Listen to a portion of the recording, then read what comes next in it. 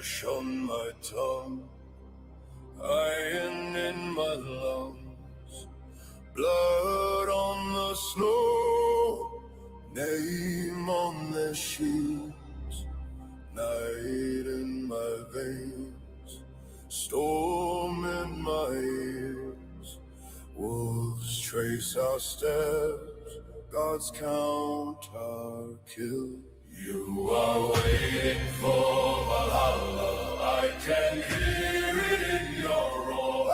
Every scar a burning banner, every heartbeat keeps the door. You are waiting for Valhalla as the crows begin to call. If I fall in thunder. You are waiting for Valhalla.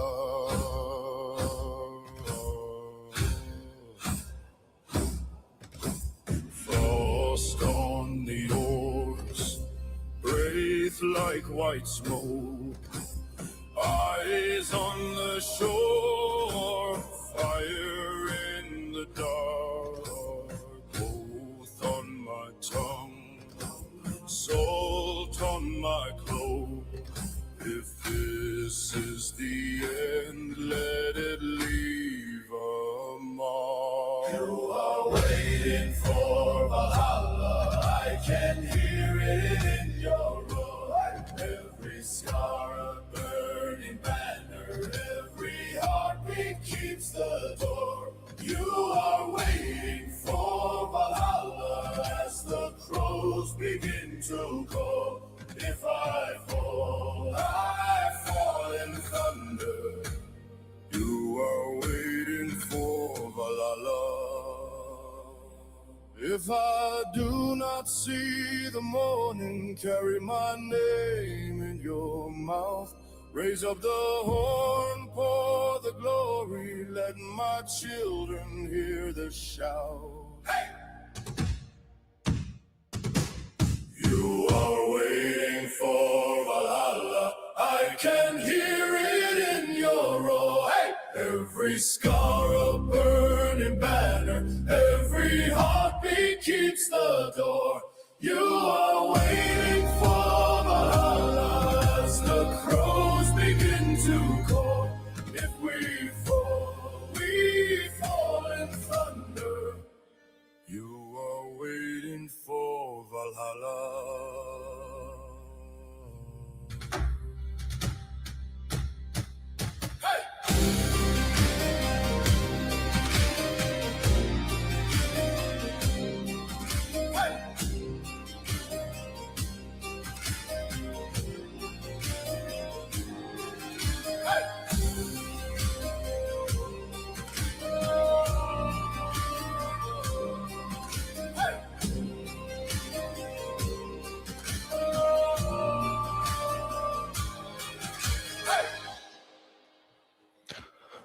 Welcome for another Tuesday night live stream. How's everybody doing out there?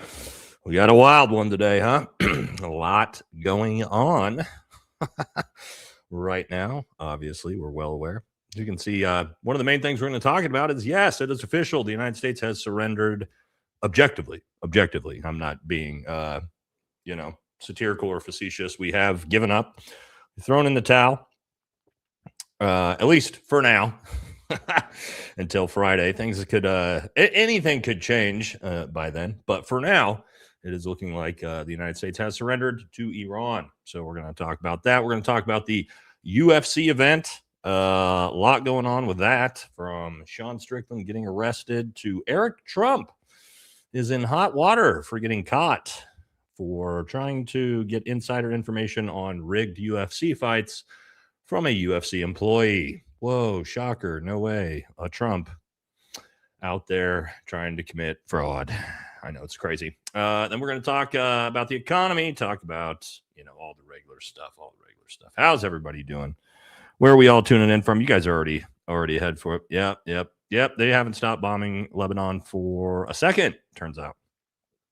Connecticut. Where are we all turning in from? Taco Tuesday. Yeah, it is Taco Tuesday. Poland, Tehran. You guys got the internet back on? Very nice, very nice. Brooklyn, Puerto Rico, bunch of Puerto Ricos.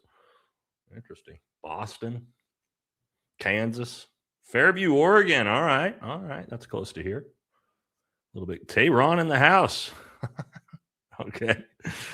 Tel Aviv. Well, Tel Aviv and Tehran, huh? Back to back. Arizona, Chattanooga, Ireland. Wow, Alabama. Nice. All right. So let's see. I put the poll up before the start of the stream. If you haven't voted yet, make sure you take a look. And I just asked, what do you guys think? We're obviously going to get into the concepts of the deal, talk about what Iran gets out of this deal and what the United States gets out of it. Spoiler, the United States gets literally nothing other than the Strait of Hormuz opened. So, woo, big thumbs up to that. Well done, everybody. Hope all sides had a lot of fun in this war for no reason. Looks like 93% of you have said that Iran won the war. And it objectively looks that way, to be honest here, guys. But we'll get into it. We'll talk all about it. Slovakia. Vegas. I'll be in Vegas about a month from now. Looking at doing some, well, it's my birthday. It's my 40th birthday, the big 40. So we're having a birthday party. And then also looking at doing some fun collaboration content with some people who are out in Vegas that you guys know. And you're probably going to be excited about when you guys hear about who we're going to be doing some stuff with. It's going to be pretty wild. I'm not going to give up the gander on that one yet, though. All right, let's we've waited long enough here, right? Let's jump into the show and let's kick this thing off. All right, we're going to talk about it. We are starting with the UFC event, okay? UFC event first, and we'll jump into what's going on with Iran. All right, now I saw this meme today. You know, we love to kick off a little comedy, and this meme just really feels accurate. It feels objectively accurate. Let me know what you guys think. Hopefully you've seen all three of these movies. It's important to understand the meme. But this is 2026. You are somewhere in the middle of The Matrix, The Terminator, and the movie Idiocracy. Yes, we are somehow in a little bit of mix of all three of these, it feels like. I don't even know how that's possible. But yeah, this is about where we're at. AI, tech bubble, robots are coming to kill us, and also our politics are an utter shit show, which is apparently what we're going to be talking about. I'm not a Cancer. I'm right on the cusp. I'm on the cusp. I'm a Leo, which would start to make sense why I like Jungle Cats so much, and Chinese Year of the Tiger, by the way. Now, all right, we're going to start off with is JD Delay in here? Is that little fucker in here? Well, no, he's not little. He's about as big as I am. Is JD in here? We're going to kick it off with JD's clip on the, I don't know if he's in here or not. Nate's in retrograde. All right, let's kick it off. We're going to start with JD's clip here. We're going to talk about Sean Strickland getting arrested. I don't know if you guys saw this.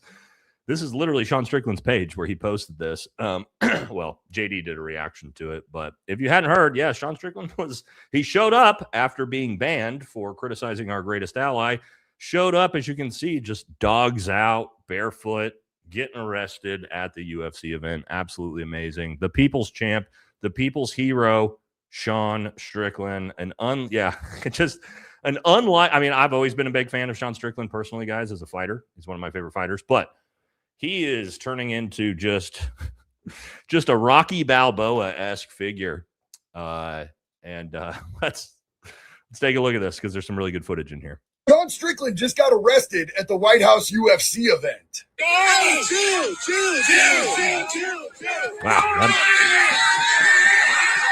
Maybe should have not started with that first part, but anyway.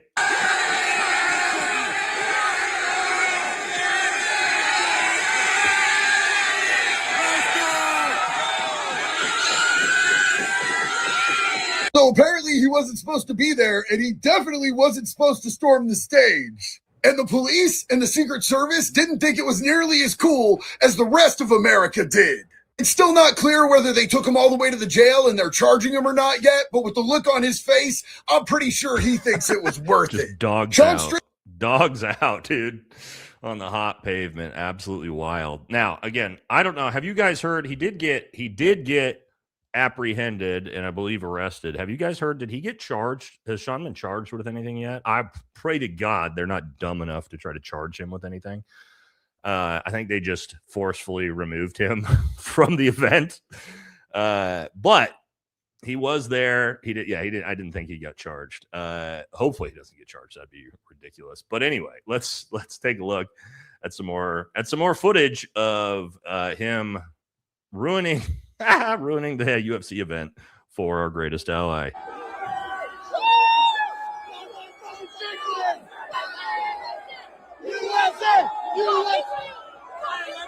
Somebody just chanting F Israel in the background.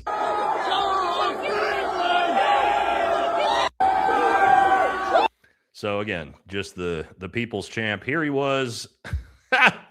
Here he was outside the White House gate a little bit later.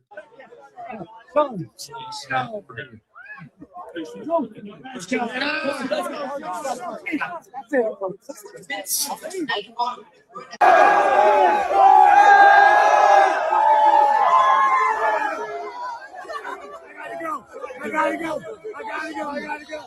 Yo. No. That's crazy. So he ran out, screamed Donald Trump's a pedophile, hung out with the crowd, and bounced into the man, we probably, guys, I'm gonna be honest, we probably should have started this episode with some flags in the chat. Let's really I didn't really think this one through tonight. Let's hold on, let's back it up and really make sure everyone understands that we love Israel. Israel is our greatest ally. They are the best friend the United States could ever have. We love them to death. We would never say anything negative about Israel ever on this show. Obviously, we're gigantic Zionists. We love Israel. Anyway, okay, good. We make sure, get those flags in the chat so the YouTube algorithm knows that we love Israel. Okay. Now, based off of this next meme, why that was important. Sean also posted this yesterday. Here's a picture of Sean Strickland posts, "Who did it better?" with Donald Trump kissing the wall and then Sean Strickland with a paper plate on his head. That's he kiss. Kiss is a random brick wall. So I'm not sure who did it better here, but I'm going to go with Sean. I'm going to go with Sean did it better. This is his own page, by the way. This is why he is the people's champ. He is the people's champ right now. Now, I've shown you guys this one before. Just another funny. Just talking about the White House UFC event, just the bread and circuses, right? You've got this really encapsulates it, I think, right? You got Big Jeff looking down, proud, right, at his pedophile bread and circuses event at the White House. God bless Jeff. We miss him. We miss him every day. Now, I don't know if you guys saw this, but it appears Donald Trump Jr. was caught. Well, how do I say this on YouTube? Well, let's just watch.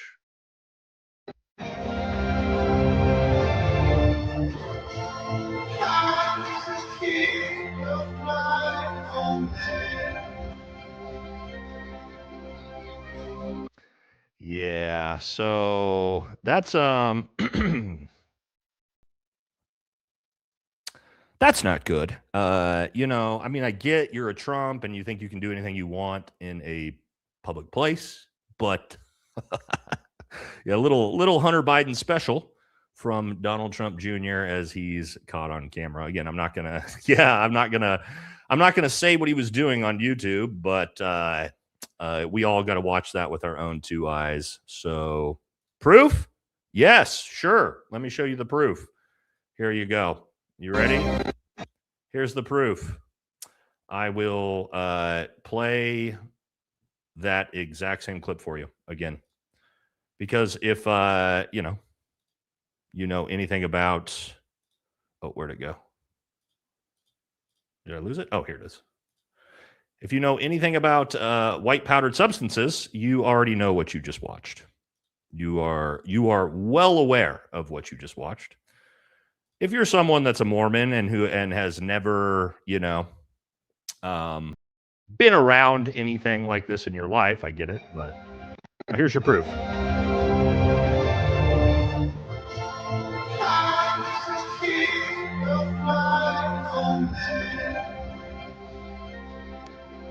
Yes, we all know what that is, right? We're all well aware. Yeah, people say nicotine pouch. Yes, for sure, guys, for sure. So let me show you what you do. Okay, so here's a caffeine pouch, but the same thing. I see people trying to say this is it was a Zyn. It was a Zyn. Yeah. Okay. So here's what you don't do with Zyns. Here's a well, it's a caffeine pouch, but here's a Zyn. Here's what you don't do.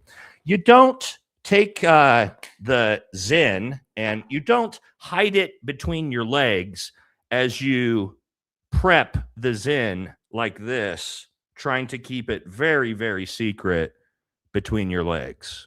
No. I'm afraid that's not how nicotine pouches work. I know you would love for, I know MAGA would love for that to be a nicotine pouch, but no, you don't pack your own nicotine pouches, your own Zyns, it turns out. We all know what that is, right? All the grown-ups in the chat know exactly what that is. It is what it is, right? It's a UFC fucking event, of course. Like, it's not surprising half the crowd's doing it, but the fact he was so careless that he couldn't go to the fucking bathroom first, pretty wild. But again, that's what, a grown adult would just go into the bathroom stall, but that's not what Donald Trump Jr. is going to go. Now, it got even worse. Both the Trump kids were caught doing really dumb shit. If you haven't seen this, Eric Trump, I believe Ian Carroll covered this in a video yesterday, but Eric Trump, oh, he's in a lot of hot water. Now, this story is getting super weird. And that is Daniel Cormier, who is one of the UFC announcers, obviously a UFC legend, former heavyweight or middleweight, no, light heavyweight champ, right? I think did he fight it? Did Cormier fight at heavyweight? No, he fought at light heavyweight. Anyway, it doesn't matter. This was posted by him on his X page, mind you, and what he posted was him saying, I'm probably going to get a lot of flack for bringing this to light, however, refuse to stay silent. The UFC is a sport that I am deeply passionate about, will not tolerate this type of insider behavior. Shame on anyone trying to ruin this beautiful event. Now, he shared DMs between him and Eric Trump. Hold on one second, guys. Okay. He shared DMs between him and Eric Trump. Yeah. People... It was hacked by AI. AI hacked him. They're retarded MAGA actually believes this, right? Oh, yeah, the AI hack, right? We'll talk about that. It's the dumbest shit you've ever heard in your life. Of course, this wasn't an actual hack, but the story does get weird. All right, and so you got Eric Trump saying, hey, Daniel, I'm going to be attending the UFC 250 event. Saw you were casting. Hope to see you there. Said, Dad, didn't expect a DM from you. Anything you could tell me about the fighters tomorrow, who you got winning? Says, hey, I stay unbiased. I'm not going to tell you. And then he says, you placing any bets? He says, I'm not allowed to. Are there any fighters injured? Obviously, he's trying to solicitate insider information into the fights, right? And he says, I'll cut to the chase. Are any of the fights tomorrow rigged? I've been eyeing the Lopez fight, and I think an upset wouldn't be too unrealistic. Now, this is obviously not good. Not good to see the president's son trying to get insider information on fights. Okay.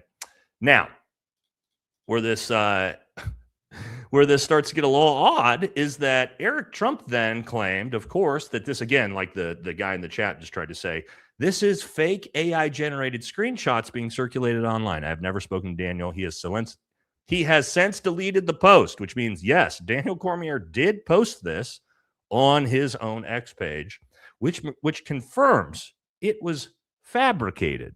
So let's think about this.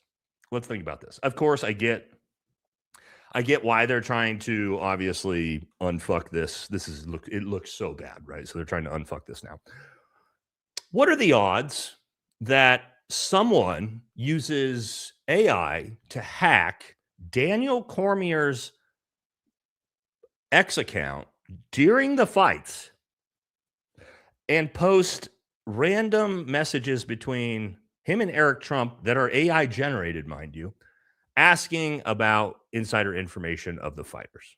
Think about how good of a hacker you would have to be to pull that off. And that's what you decide to do. That's what you decide to do, is post some random messages between Eric Trump and Daniel Cormier. That's it. That's what you used all of that hacking skill on. Now, it gets a little bit more interesting, right? He was obviously fact-checked. Says, no, readers out of context. Multiple journalists and eyewitnesses confirmed Daniel Cormier posted the screenshots himself before deleting them. Deleting a post from a verified account does not confirm fabrication, and participants in conversation cannot fall for AI fakes of their own direct messages. Now it gets even worse. Eric Trump has now deleted this post. Now, first he edited it 3 times. Now, again, this is not what if this was just a random hack, this is not what you do. So yes, Eric Trump edited, and then 3 different times he edited his response, and then finally deleted him claiming that it's fake. So essentially they've admitted that it was real, and now they're doing their best to run cover on it. So little whoopsie, just a little whoopsie, right? And no, I know you're shocked. You're shocked. Eric Trump, Trump trying to get insider information to bet on? No way.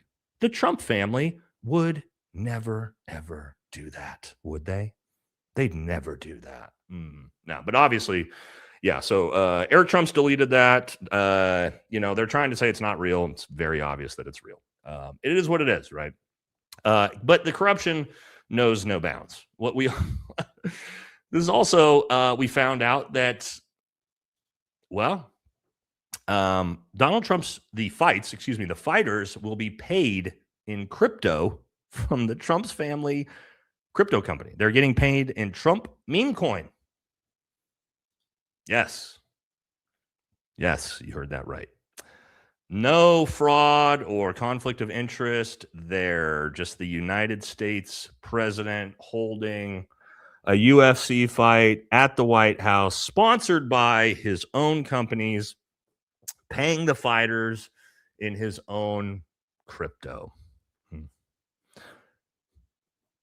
Yeah, there's definitely no conflicts of interest, no fraud, nothing crazy there. But again, this is just the way it goes. Now, this event had a lot of controversy. Now, I'm not even going to play this clip because I watched JD DeLeg a week-long ban for playing a previous clip of this, of something like this. So I'm not going to play the clip, but you guys already know, most likely. If not, we'll show you here. But anyway, this was one of the heavyweight fighters, Josh, what's his name?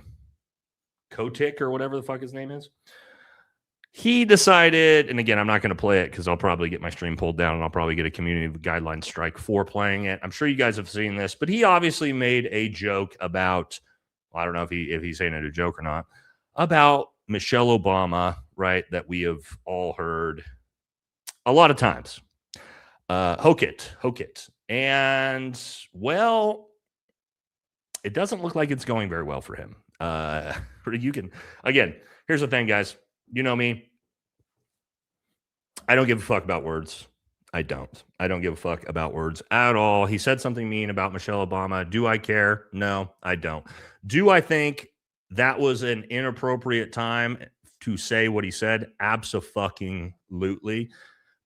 For context on this, the White House event was supposed to be, and Dana White pushed this as hard as he could, a non-political, nonpartisan event for all Americans, both left and right, so we could come together, right, on and have this, great fucking event, whatever, right? That's not the time and place. That's not the time and place to say that, period. Now, whether you think the joke's funny, I'm not going to get into that, or true, right? Whatever, who cares? Again, I don't give a fuck, couldn't care a fuck. I couldn't fucking care less that he said something mean about Michelle Obama, but it didn't really make any sense for the moment. It was almost like he was trying to appeal to MAGA, and it actually didn't go well for him because I've got the responses from a bunch of high-profile MAGA people who also pretty much have all condemned him. And the UFC sounds like they're going to ban him now. This is the price you pay, right? When you talk about freedom of speech, you've got the right to say whatever the fuck you want. Freedom of speech, but not freedom of consequence. And it looks like Josh is going to get hammered with some freedom of consequence here. Let's take a look at the rest of the story, though. Okay, there's a bunch more to the story. So this was Dana White's response. Dana White was not fucking happy about it, obviously. Well, at least he pretended to not be happy about it. I don't think anybody actually cares. But they've got to feign, especially for him, he's got to feign a little bit of outrage, right? Because he's running a business and he doesn't want to lose his Democrat fans. And there are a lot of fans of the UFC that are Democrats, right? It is what it is. Anyway, Dana said, I understand that the Obamas are public figures, but I am completely against saying nasty and false things about people's families. Everyone knows my position on free speech, but I hate that kind of nonsense. Dana White on UFC fighter Josh Hotek, that's right, saying, yeah, you know what? Again, I'm not going to say this on my own platform because I don't want to get banned by YouTube. All right. We're going to look at a bunch of other responses.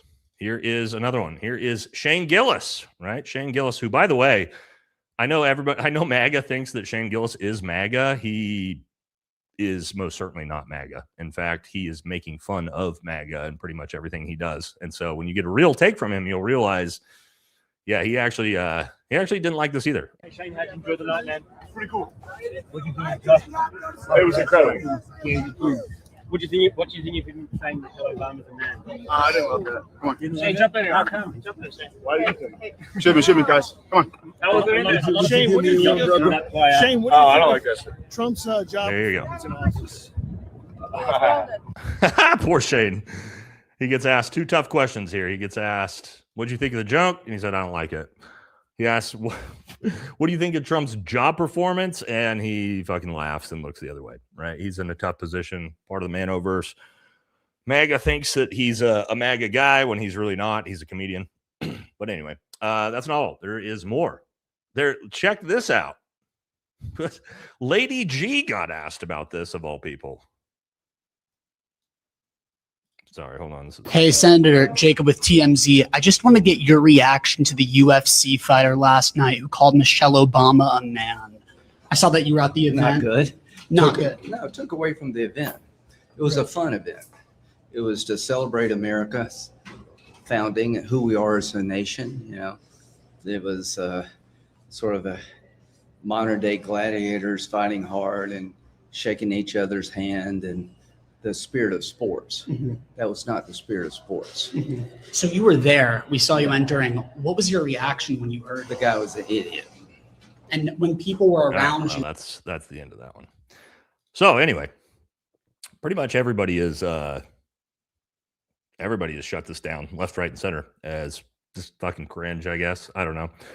Again, there's going to be people that thinks it's funny. Again, did I think it was funny? No, not really. Did I give a shit? No, not really. Again, I don't care. So, you know, it was, he made a fucking joke that's what, 6 years old at this point. You know what I mean? Like, is it, when did that come out? Like 2021? You know what I mean? It was like, okay, dude. And here's the other thing, man. That was the biggest fight of your life. The biggest fight of your life. You win, awesome. And that's what you decide. That's what you decide to do as your post-fight speech.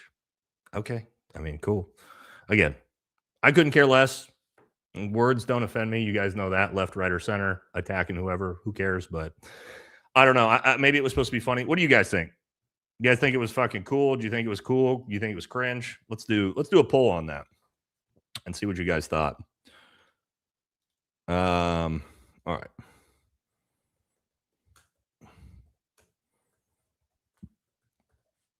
We'll just do funny, cringe. Funny or cringe.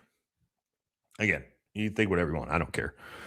It wasn't for me. I thought it was fucking lame, but again, I also don't give a shit. Whatever, it's words. Now you also have, and here's the alternative though, right? Is you have people like, of course, Dave Portnoy demanding that Donald Trump denounce UFC fighter, demanding that people are demanding that the UFC remove him from the roster. I also disagree with that. Right? Yeah, he said some stupid shit, and it's fucking lame. Should he be fired from the UFC for it? No. Not in my opinion, right? We can all just be like, that guy's a douche and move on with our lives, right? But anyway, I don't know what you guys think about it. I have obviously a more staunch free speech take than most people. But again, I thought it was just douchey and fucking super unclassy, especially in, like, guys, I did sports my entire life, competitive sports, and just having like good sportsmanship is a thing, right? You like to see good sportsmanship at a sporting event. Typically, that's what we try to raise. That's what I raised my children to do and to be, is good sports, right? And that's not being a good sport. I just thought it was fucking lame. But anyway, I just figured, whatever. Is it that big of a deal either? No, not really. But to the point, though, the UFC apparently has decided they're not happy about it. So at the moment, it sounds like he's on a temporary ban from the UFC based off of his comments. So, it might again not work out very well for him in the long run. But that's the way it goes, right?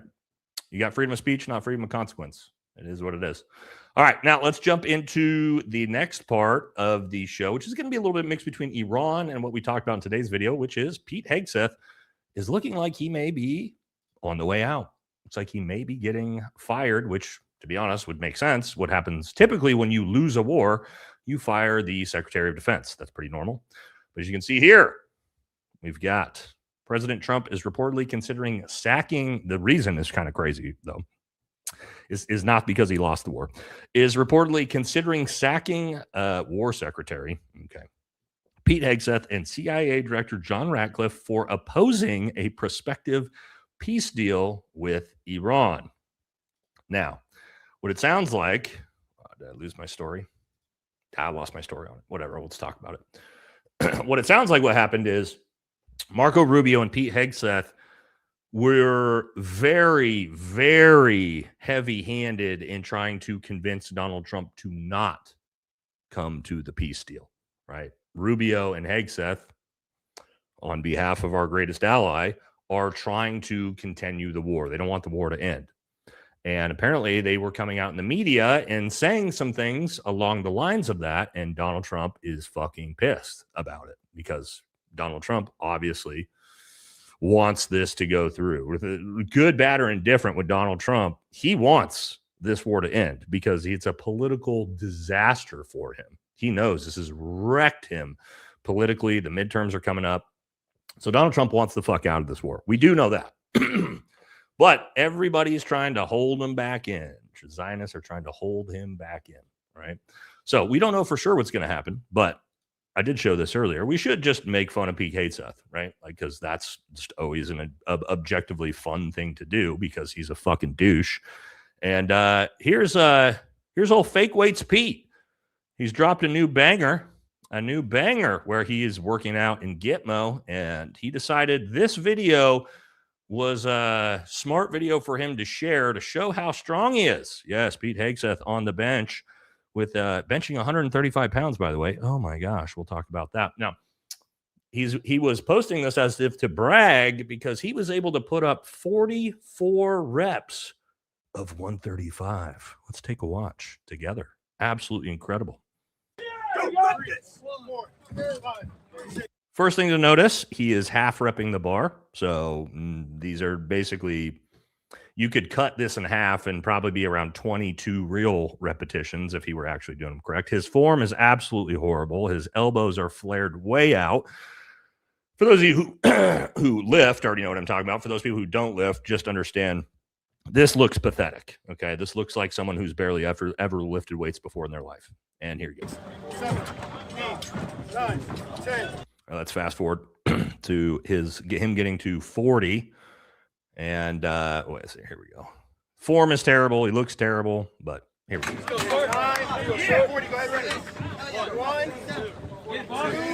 Oh yeah. Watch the legs. Oh, there it is.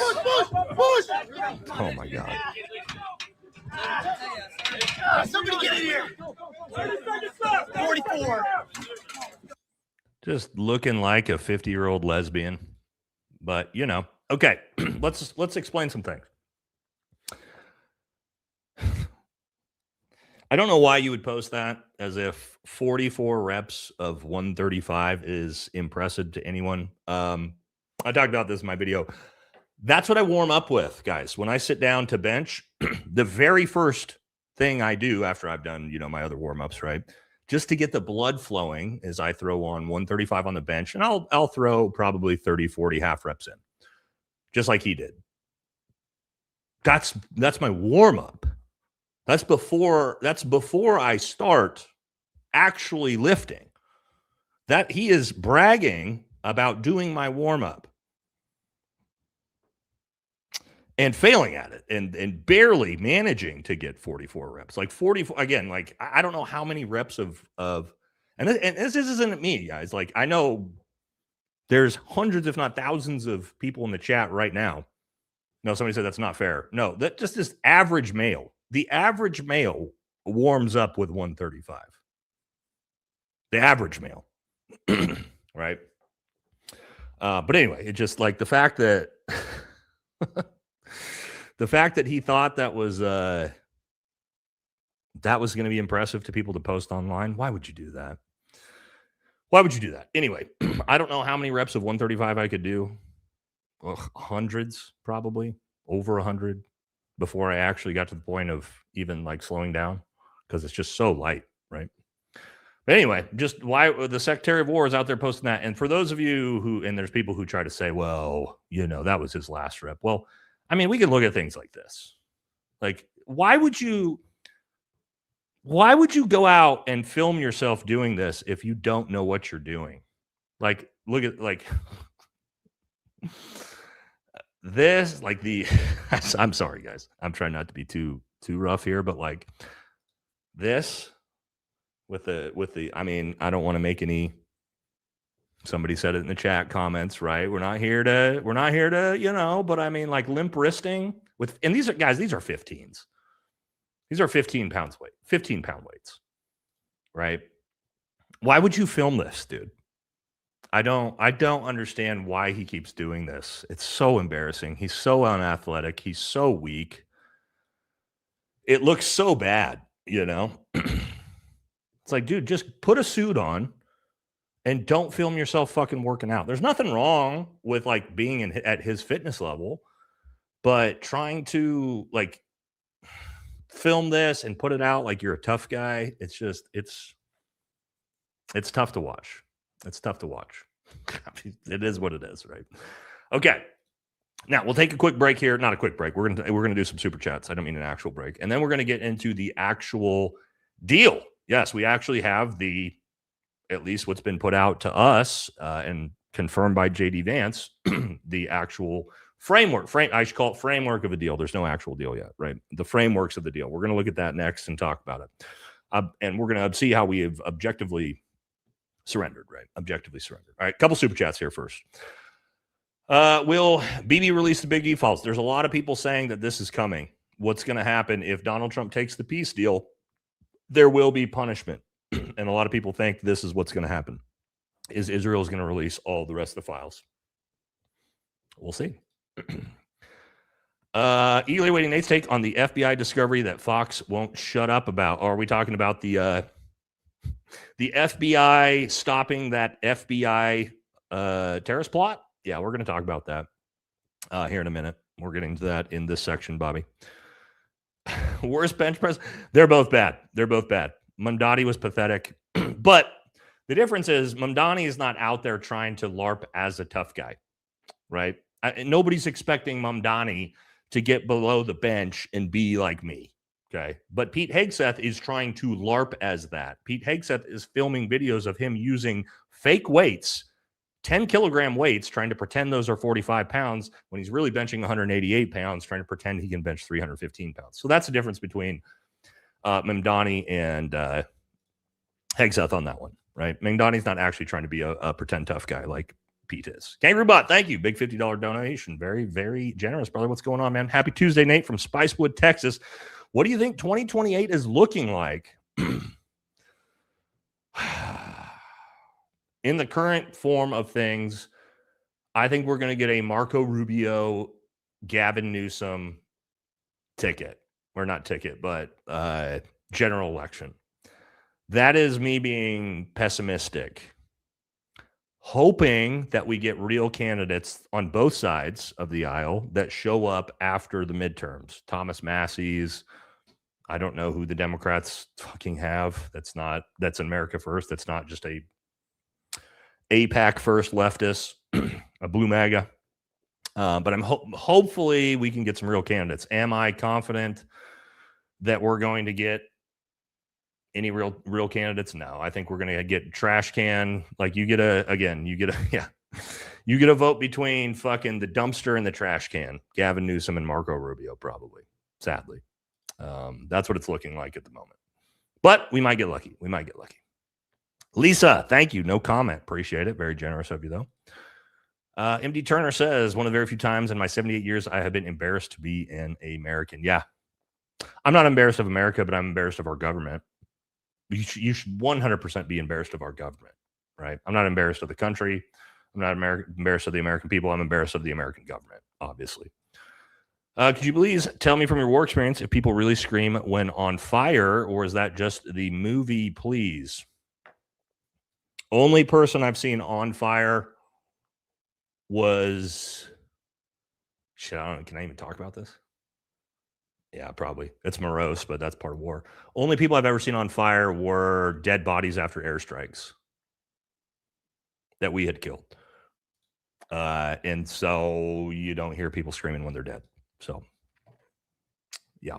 If you didn't know, a lot of times people are, airstrikes are hot, it turns out. We'll just say that, okay? But no, haven't ever seen somebody on live catch fire, so. Nate had enough of your Goyim slop. Time for you to send $271,000 to our greatest ally, not $6 million, though, because that would be impossible. Okay, Jesus Christ. SEAL Team Atlas with the 5 VFT gifted memberships. Thank you so much. Thank you, Armwith. And then, all right, we're doing one more. Let's jump back into the video or into the live stream. USA 2026 equals Rome 350 AD. Fuck yes, it does feel like that, huh? Bread circuses on full display. All right, let's jump into it. Let's talk about the deal, the frameworks of the deal. This is it. All right, and again, JD Vance has confirmed this. I'm going to show you the videos of him actually confirming this. Here we go. All right, so here is what is it? A 15-point plan at the moment? 14-point plan. All right, so what it includes. 14 clause memorandum of understanding. Keep in mind, this is not a peace deal. This is a framework of a deal that hopefully they can maybe come to an actual deal later. But this would be the framework of the deal. Memorandum of understanding. What is a memorandum of understanding? It's, again, concepts of a plan that you don't actually sign and that nobody actually really agrees to. So, and could be just falls apart immediately the second something bad happens, right? So does this mean that this deal is actually going to go through? Even if it's signed on Friday, we're going to have peace? No, absolutely fucking not. But this is the framework of what ideally, eventually, at some point, excuse me, yeah, we can get to. All right, here we go. Permanent and immediate cessation of war on all fronts, including, this is right out the gate. This is number one for a reason. Including Lebanon. That's going to be important, really important, if not the most important thing in the entire 14-point clause. We'll talk about why, but you already know why. The U.S. committed to non-interference in Iran's internal affairs and respect for the sovereignty. Why can't I say sovereignty today? Sovereignty of the Islamic Republic of Iran. Complete lifting of the U.S. naval blockade. Within 30 days, the U.S. commitment to withdraw its forces from this is massive too. The U.S. commitment to withdraw its forces from around Iran. This means the Gulf states. This means the United States will no longer have a military presence in the UAE, Dubai, Bahrain, Oman, fucking Saudi Arabia, Iraq, well, we're not in Afghanistan anymore. So this is what this means. All of this gets shut down. All of these, like when you talk about the United States surrendering, fuck, right? Not that I think this is a bad thing. I think this is actually personally a great thing. We need to get the fuck out of there. So, but that's one of the ones. Reopening the Strait of Hormuz. Again, this is another thing Donald Trump just lied about. If you saw yesterday, he said Strait of Hormuz is open. Everybody's freely transferring oil. Not true. The Strait of Hormuz is currently closed. That within 30 days after the MOU is signed, then they will open the Strait of Hormuz.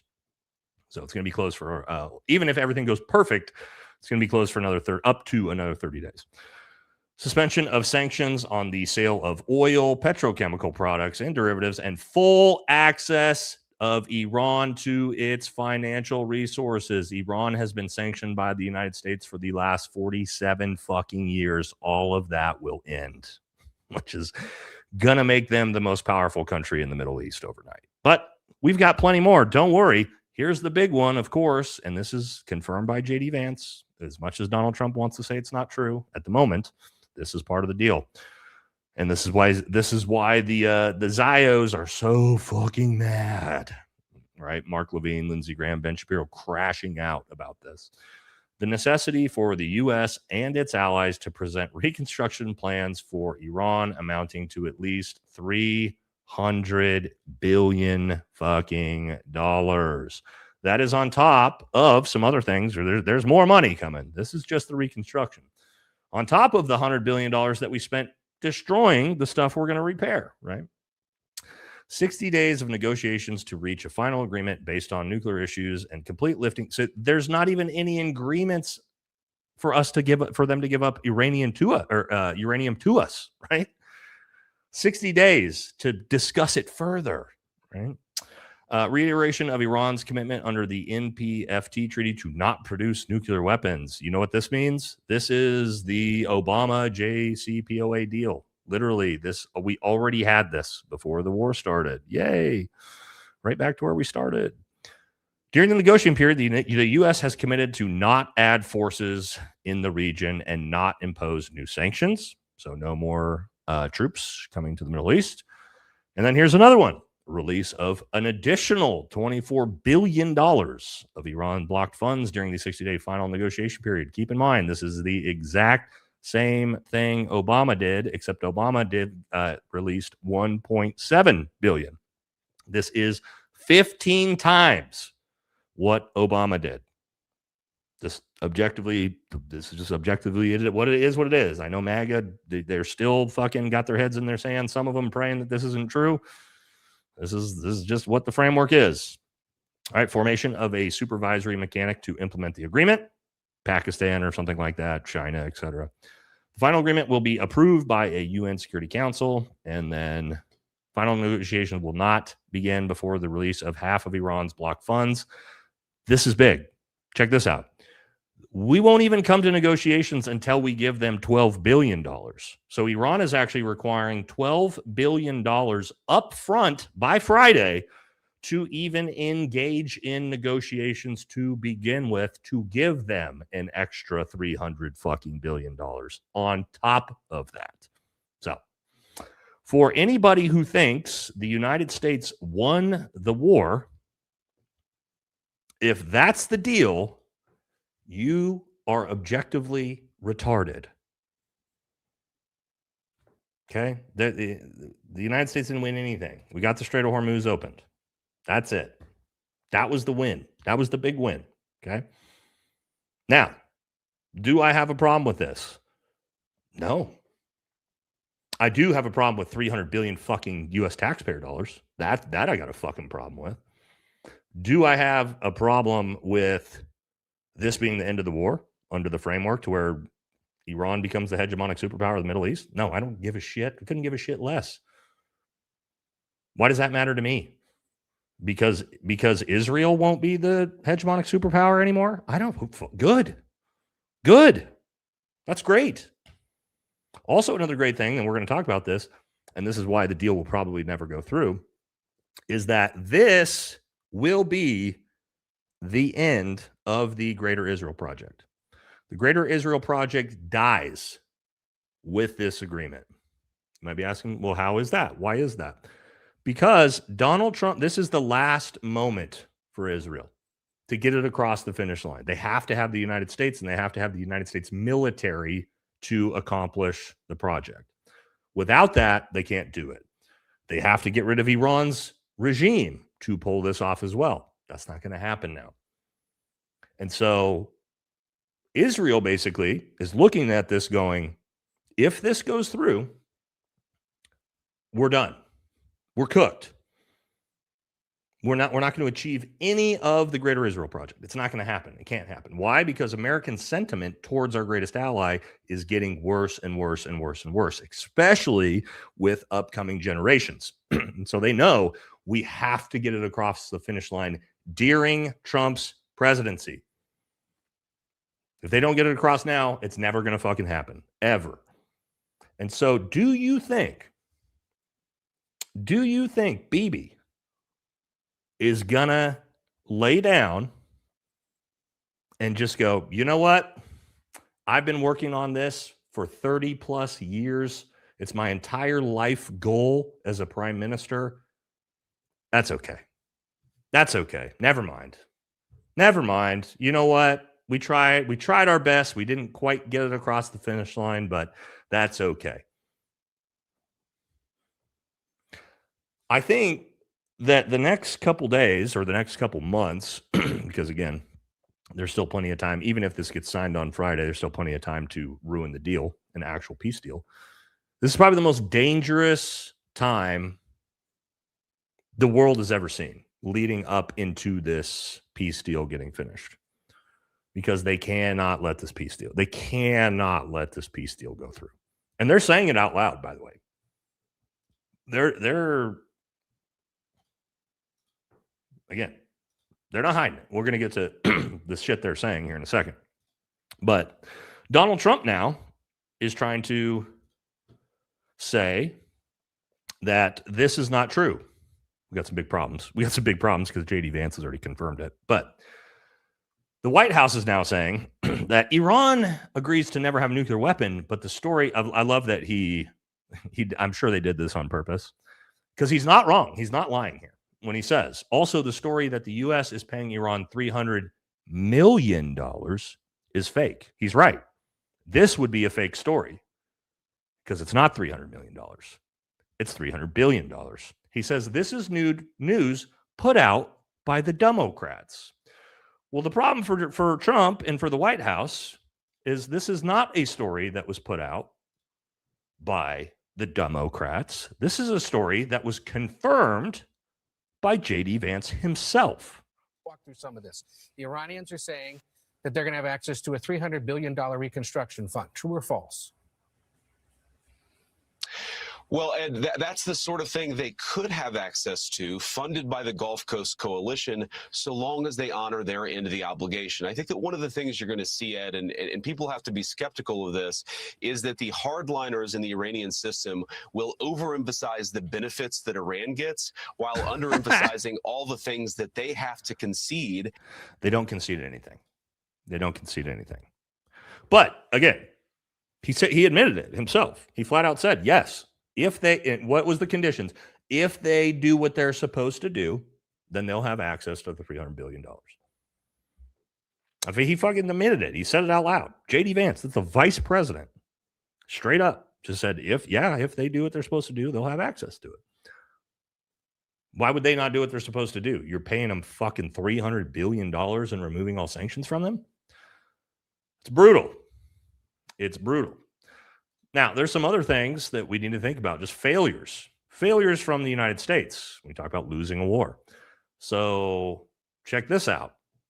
This is from Sagar says, it will take 5+ years to replace 39 days worth of munitions used in the Iran war. What an absolute disaster. And actually, it shows us how many of each of these weapon systems we've used, Tomahawk missiles, THAADs, Patriots, etc., and then also shows how long it's going to take to return to pre-war inventory.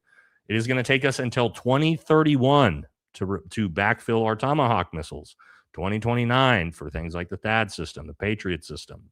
right? Our anti-aircraft system. All of these things are looking at 3, 4, 5 years for us to replace them. Now, why is that a big deal? Because what if we go to a real war? What if we have a real war pop off? Then what? Oh, whoops. Sorry. We don't have any munitions to fight fucking China, Russia, whoever. Not saying that we're going to go to war with them, but again, not great. All that for fucking what? Great point. Nobody knows. We never knew. Now, this is getting crazy.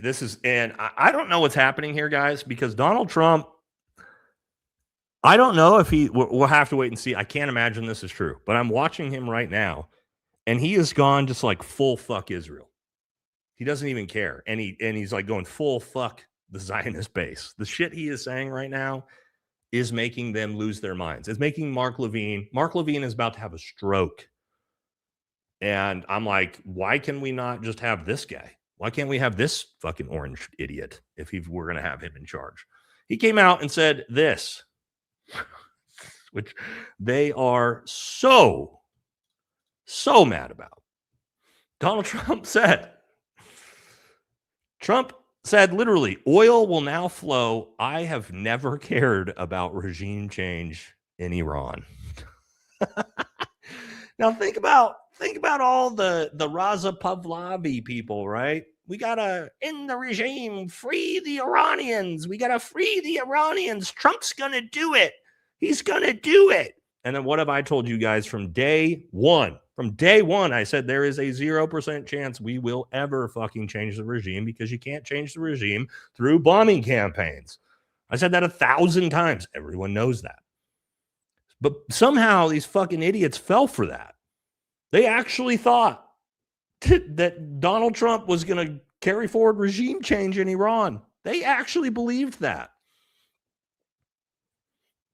And now Donald Trump is out there just going, I never cared about that. I didn't care about regime change. Fuck you guys. Which is great. You love to see it. But it's also like, what is happening right now?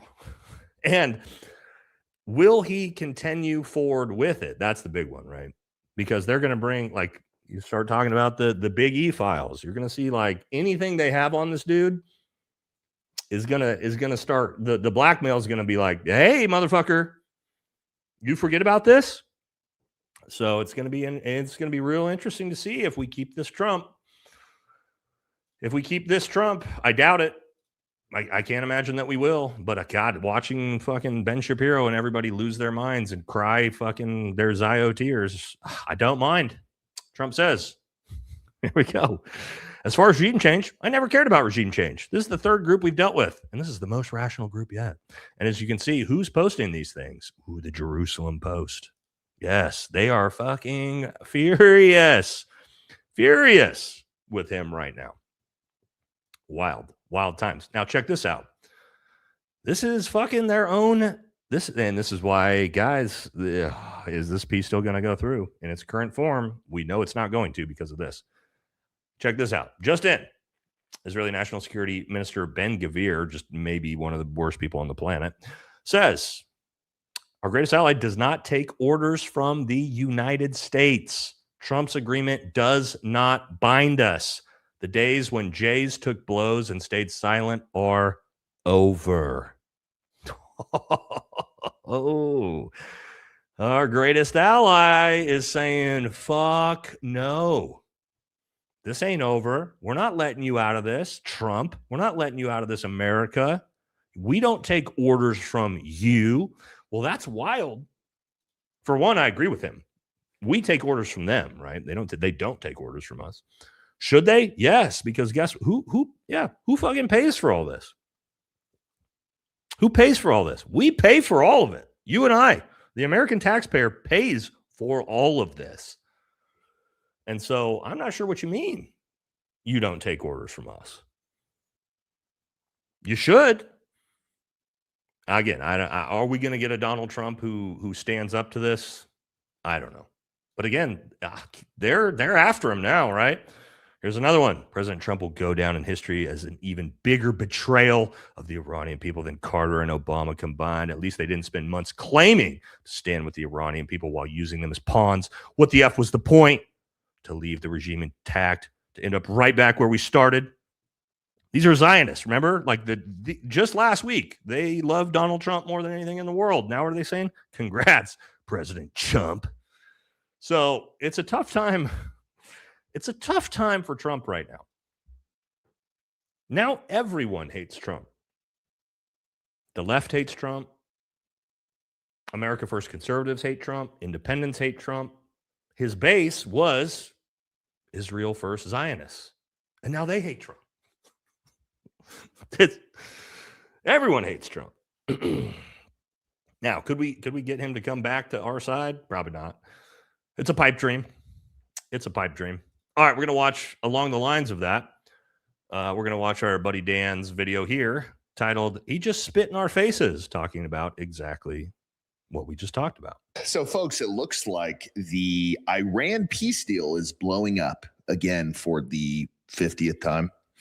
I'm a little bit confused on what the goal is here, because it seems like we've pretty much lost the war. I don't really know what exactly we did.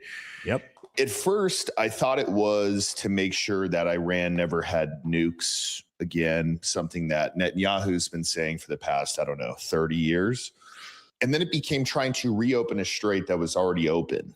And now there are talks about Iran getting $300 billion from us for all the damage we did. So what the fuck did we do? Like, what did we actually do? Nobody knows. But the more concerning part, folks, is Netanyahu is essentially telling Trump to fuck off. And remember, folks, we pay them money. We are a huge part of their backbone in terms of their military, in terms of ultimately their intimidation to anybody else in the world. So Netanyahu goes out on his stage, I think this is in Hebrew, and he says, Trump and I don't always see eye to eye on stuff, and this is something that we don't see eye to eye on. And our concern is Iran having nuclear weapons, so we're pretty much going to continue and do whatever the fuck we want. I'm going to translate this, not that I know Hebrew, but the subtitles are at the bottom, just so y'all don't have to read them. Will you strike alone in Iran again, and will you strike independently? There was a question, will President Trump and we often see eye to eye, and then there are also instances where we see less eye to eye. I am responsible for Israel's security interests. I stand to do this wisely, requires a lot of experience and a lot of understanding and a lot of familiarity. So look, folks, we all know what his plan is. It's just to kill shit. It's been going on for years. They already flattened Gaza. They're flattening Lebanon. Yep. They want to flatten Iran, but they can't do it alone. They need us. So now Trump is pretty pissed off. And look, people can think what they want about Trump. I am in the camp of he is severely in debt to elites. If y'all don't know, he was in debt or pretty much bankrupt and owed about $2 billion, and he was bailed out without having to pay any of it back. And guess who he was bailed out by? People connected with this country. People connected, obviously, in the banking system. So, okay. Now, JD, just because we just literally talked about this, right? We were talking about, well, if Donald Trump doesn't do what he's told, what's going to happen? And JD, my buddy JD Delay, just sent me this. I haven't seen this yet, so we're going to watch this together. So there's new Epstein footage coming from our greatest ally. Whoa, no way. Here we go. Wait, why do I get no sound? I don't use TikTok. Oh, there we go. All right. Intelligence officer making a wild claim that in order to sabotage Donald Trump's new peace deal with Iran, Benjamin Netanyahu, Prime Minister of Israel, may release new Epstein information. So have a listen to this clip. If there's a real deal between the Americans and the Iranians, and it's going towards that, Netanyahu will try to sabotage it. One of the ways he'd sabotage it is by putting out Epstein material against U.S. government officials, including Trump, and he put it out there. New material that wasn't seen before. We were told that Russia had stuff on Trump with that little PP Gate thing, right? Where they had all this, like, this dossier, right? The Russian dossier. So forgive me for holding my breath on this issue. I mean, listen, whether Trump's the bad guy or Melania, there's all of this information that's being shared, how Melania might have had more to do with the Epstein files than was previously known. And maybe that's why she was getting ahead of a story. Either way, Trump's compromised in one way or another. I mean, there's no doubt about it. Yeah. All he had to do was release the files. And again, if Epstein had video and was working with intelligence for Israel, which is a claim that was shown with some evidence by Dropsite News, this claim that Epstein was like in communication with the Israeli government. So do they have all the information? Is that why we keep sending them all of this money for wars we don't want to be a part of? We've got a former Israeli intelligence. So that's like the least shocking thing ever, right? And also it would make sense, right? Why would they have the files? Why would our greatest ally have the files? I don't know. If you know anything about who Big E is, yeah, it makes sense. Of course they have all of the files. And not only that, they probably have way more than our own government does. And so this would be like the least surprising thing ever to see. And again, I told you, we are in a very chaotic situation right now with what potentially could happen because of this. Now, here's another one. This is more military, right? I don't know if you saw this, but a B-52 crashed and killed everyone inside. I believe this was either earlier today or yesterday. Take you out to California, Edwards Air Force Base in Kern County, California. That base has put out the following alert, and it reads like this. A United States Air Force B-52 Stratofortress, it's a huge plane, crashed shortly after takeoff on the Edwards Airfield, 11:20 a.m. We assume that to be Pacific time, which would have been just about an hour ago. The statement continues, emergency crews immediately responded to the scene. Situation's ongoing. More information will be provided as it becomes available. So you can see there that charred runway, that tarmac in Kern County, California. What we don't know is how many people might have been on board. I believe it was 8 people killed. Correct me if I'm wrong. So that's weird, right? And then this is becoming a pretty big issue. We're having a lot of aircraft crash, a lot more than we normally do. We've had 2 Stratos tankers brought down recently. We've had just a ton of aircraft crashing, not just shot down, but actually crashing as well. And here's another one. Oh my God! Oh my God! Oh my God! Okay. So, not good. Just don't know what's going on. Don't know what is going on with our pilots. We're just having a lot of plane crashes. I don't know about the safety of that pilot. I'm going to assume he ejected as well. But yeah, we've had a lot of pilots crashing over the last couple months, way more than we usually do. So pretty weird. Okay. We're going to move on to the next section of the show. We're going to talk a little bit about the economy. The economy is next. Okay. And just, well, the Trump administration and what they're doing with the economy, I guess, enriching themselves. But we'll get to that. Let's hit a couple super chats. It says, happy birthday. Well, it's not yet. My birthday's not for another month. It's my mom's 86th birthday today. Well, happy birthday to your mom, though, for sure. Happy birthday to your mom. I don't follow UFC, but I'm a Sean Strickland fan from now on. Yeah, I love Sean. Sending love from London. Oh, London stand. Thanks. We love you, Tel Aviv. Yes, we do. Flags in the chat for that one. Welcome to the 40 Club, brother. I'm not there yet, but that's where I'm headed. This is when Metamucil, Motrin, and Rogaine is added to your daily regimen. I'm already on all those things. Drink water and change your socks. Yeah, I'm already there, man. I'm already that old. Thank you for donating all your super chat. Donates money to our besties in Israel. Yeah. Oh, yeah. That's where I send all my cash. I send my tax dollars there. So, yeah, actually, part of it does go to them. Our greatest ally number one. It's a good thing AI and algos can't tell sarcasm and lies. Yeah, never rather die unless a few mil shows in my account. Christ is king, and I cannot lie for his namesake about those who unalived him. Okay. Yeah. Yeah. Protection spells, thank you. Hunter versus Don Jr. 2032. That'll be a fun one. They can go blow for blow. It's a good joke. The Macho Man coming in says Trump announced he wants $500 billion more for. Well, we're going to talk about that spending in 2027.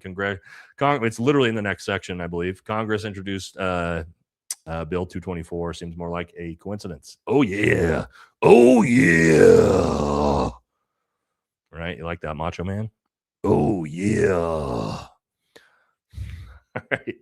Honey Badger says part of me wants Thomas Massey to win the presidency. The other part wants to just wants the fucking lights to go out for a while. Yeah. All right. Last one. Have a Coke and smile. Okay. All right. Let's move it.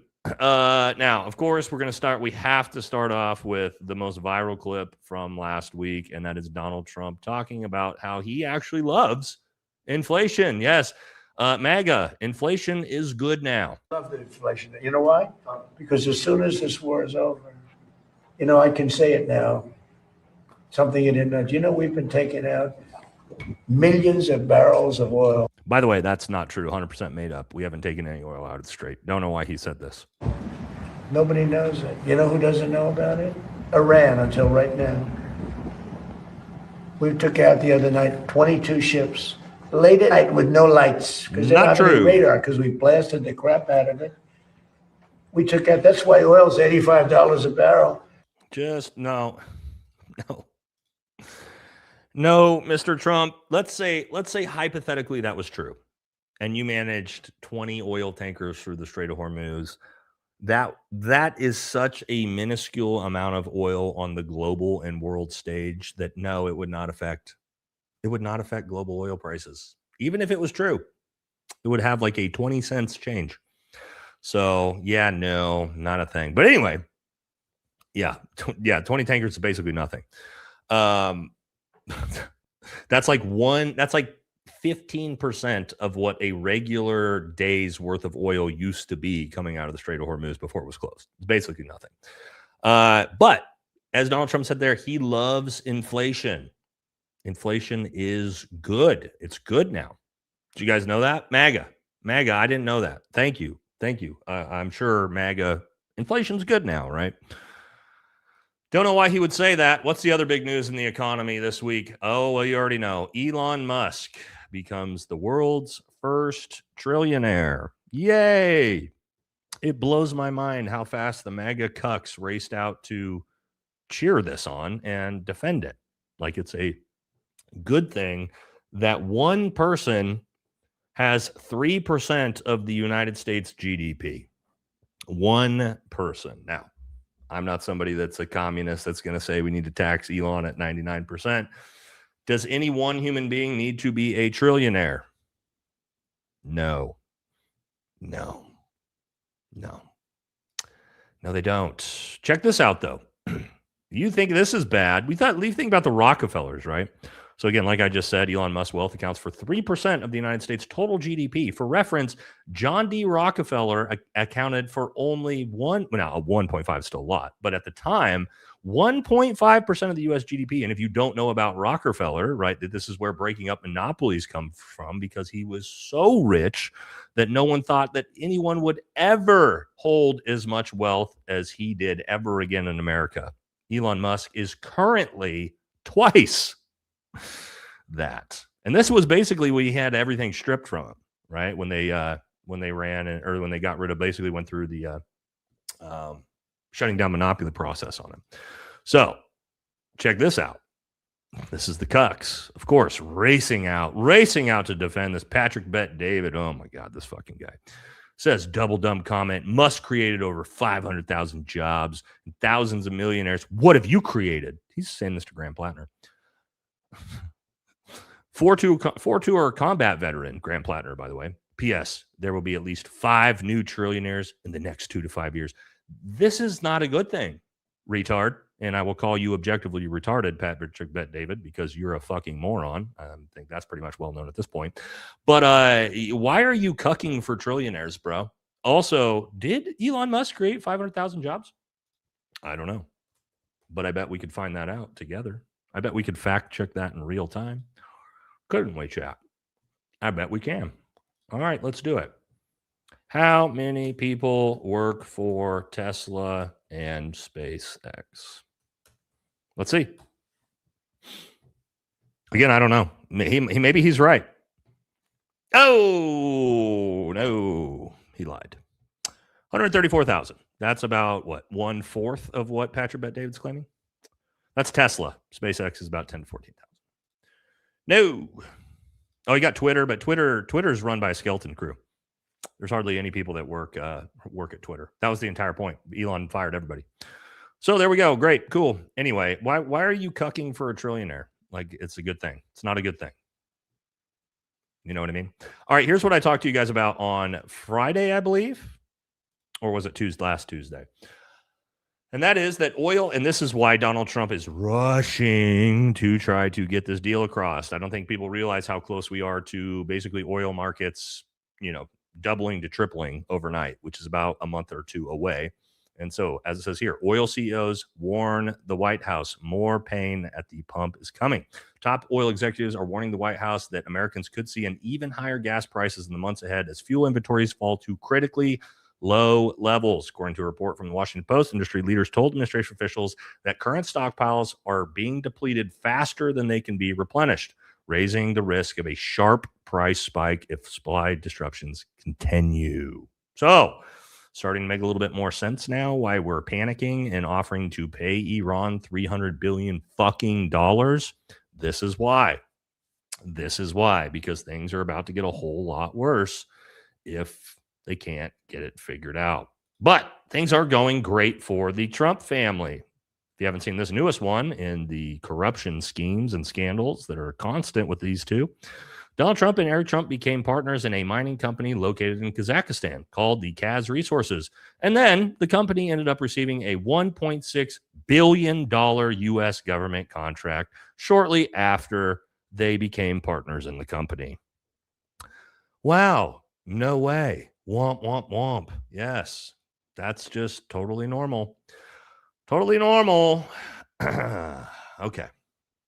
Now, we said we were going to talk about this. Here's Donald Trump talking about, yes, we gotta spend $350 billion more dollars than we usually do on the military because, yeah, it sure shows what spending $1 trillion a year did for us against Iran when they only spend, $8 billion a year. But anyway, says Donald Trump says, no other president has been more committed to rebuilding our great military. Yeah, we just saw that. Our military looks really rebuilt right now. And saving our great country. And now is the time to make it happen for generations to come. I'm hereby calling on Republicans in Congress to immediately advance and pass the forthcoming $350 billion Recon 3 bill, which at the request of our great Department of War will include the Save America Act as well. No games, delays, no weak compromises. Yes, we're going to now spend $1.5 trillion a year on the military. Now, again, seems a little bit odd. Do we need to be spending more? Maybe that's the excuse, right? We couldn't win the war because we're not spending enough money on it. Tough sell. Tough sell when the United States already spends pretty much more. I think we spend more money on defense than every other country in the world combined. I think it's pretty close. So, yeah, well, we're going to add to it. Some other good news in the economy. And that is that, yeah, oh, look, Larry Ellison bought even more media companies. So this is good. And the Trump DOJ, of course, has approved. There's no monopoly here. Paramount Skydance's $111 billion acquisition of Warner Brothers and Discovery, clearing the way for a massive consolidation of CNN, Warner Brothers, and HBO Max, as well as Paramount and all the other things they own, as well as TikTok, all under the Ellison's family media empire, which, of course, don't forget, Larry Ellison is the #1 donator to the IDF. and he now owns essentially 90% of the American media. There you go. There you go. He owns it all. That's good. That's good for us. Now, this is a really good clip between Jimmy Dore and Tucker that we should talk about here. You find yourself angry at someone lower on the economic ladder than you, pretty good chance you're being manipulated by someone higher on the economic ladder than you. Don't blame the immigrant. You would do exactly what they're doing. By the way, Bernie Sanders used to be against open borders. Of course. And he would say it's a Koch brothers scam. Of course. And of course, To lower wages. Obviously. lower wages, and then keeping poor workers fighting against even poorer, more desperate people. Exactly. Instead of coming together, realizing your common interests and fighting against the oligarchy. 100% facts. I love that quote from Jimmy Dore. I think that quote, I don't know if it's his, but where he says that if you find yourself angry at someone in a lower economic class than you, you're probably being manipulated by somebody in a higher economic class than you. Oh, chef's kiss. That is perfectly stated, which is why, right? See, here you go. This is what we avoid is shitheads like this, right? Dore's a communist, anti-white. No, you're a fucking retard who is dumb enough to believe that non-white people are the reason why you personally, and I know that you're not, are not successful. The reason why you're poor, and we know you're poor, and that's why you're lashing out and saying the things you're saying, is not because of brown people. It's not. I'm sorry. I know you want it to be because it makes you feel better inside that you can place the blame of your own socioeconomic status on another group of people. It's not their fault. It's your fault. No, not kinda is. You're poor. Kinda is. You're poor because of your own decisions. Sorry. Nobody else's. That's victim mentality. That's victim behavior. You understand that, right? It says, I'm hardly poor. You're poor. You're poor. I can tell by your comments. I know you're going to get upset now, but yeah, you're poor. You're in a low socioeconomic class. That's why you're mad at brown people for your economic status. And again, the entire point here is that, yes, we're all in the boat together on the lower, middle, and even upper class in a lot of ways against the elite apparatus. If you haven't figured that out, you are miles behind. You're so far behind the curve. The race war stuff, and this is why you guys saw the Carmelo Anthony trial. Did I cover that at all other than to talk about the verdict and then say this is not about race? No. I don't push the race war slop. I don't push the religion war slop. I don't push the left versus right slop. I'm not going to do it on my channel because I'm not a fucking idiot. And I understand who is pushing those narratives. And again, it's the people in power that want to keep the peasants fighting each other. Yeah, Katie says victim maxing. Exactly. Keep the peasants fighting each other. Right? That's what they want. They want us fighting each other, which is, again, it's not your neighbor. Your neighbor's not your problem. All right? I know you want it to be because it makes you feel better, but it's not. Not you guys, but you know what I'm saying. Now, how's Trump doing? Let's talk about that. Well, not great. It turns out. All right, hold on. Where's my next one? All right, here he is. Here's the Trumpster. 1 week apart. Okay, how's he doing? June 4th versus June 11th. All right, there it is.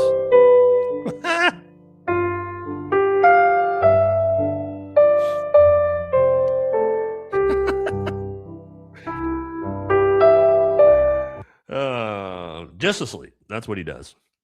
Sleepy Trump. Sleepy Trump this is what he does during the day again. He's up all night. He's got dementia. He's sundowning, right? He's lashing out on True Social all night long.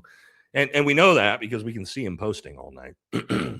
And then excuse me, sleeping all day.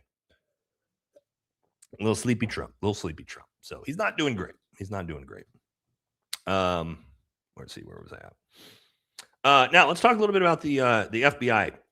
The FBI foiling this plot, and we're gonna use James Lee's video for this because he's always fantastic at these. So, President, were you briefed on the attack plans or the UMC at the White House? So, for those who don't know, there of course supposedly was a giant terrorist attack that was thwarted by the FBI that was planning on taking down the UFC White House event, of course. There was the FBI thwarted an attack. I haven't heard about it, but I watched the attack that I watched with fighters. He seems oh so concerned. Could it be because we've all seen this script before and are all getting a little bit bored? Yep. Was America on the brink of yet another mass casualty event, or could something more be going on here? Kash Patel this morning. On June 10th, FBI and our law enforcement partners became aware of a potential threat to the UFC America 250 event in Washington, D.C., involving individuals outside of the National Capital Region. And thanks to the rapid action of this FBI, our partners, and the Department of Justice in a multi-state operation, multiple individuals are now in custody, and allegedly planned attacks were stopped cold. Thank goodness we got somebody like Kash Patel in the administration. Am I right? Let's find out more. This breaking news just into the Fox newsroom. The FBI disrupting this alleged plot, targeting the UFC free.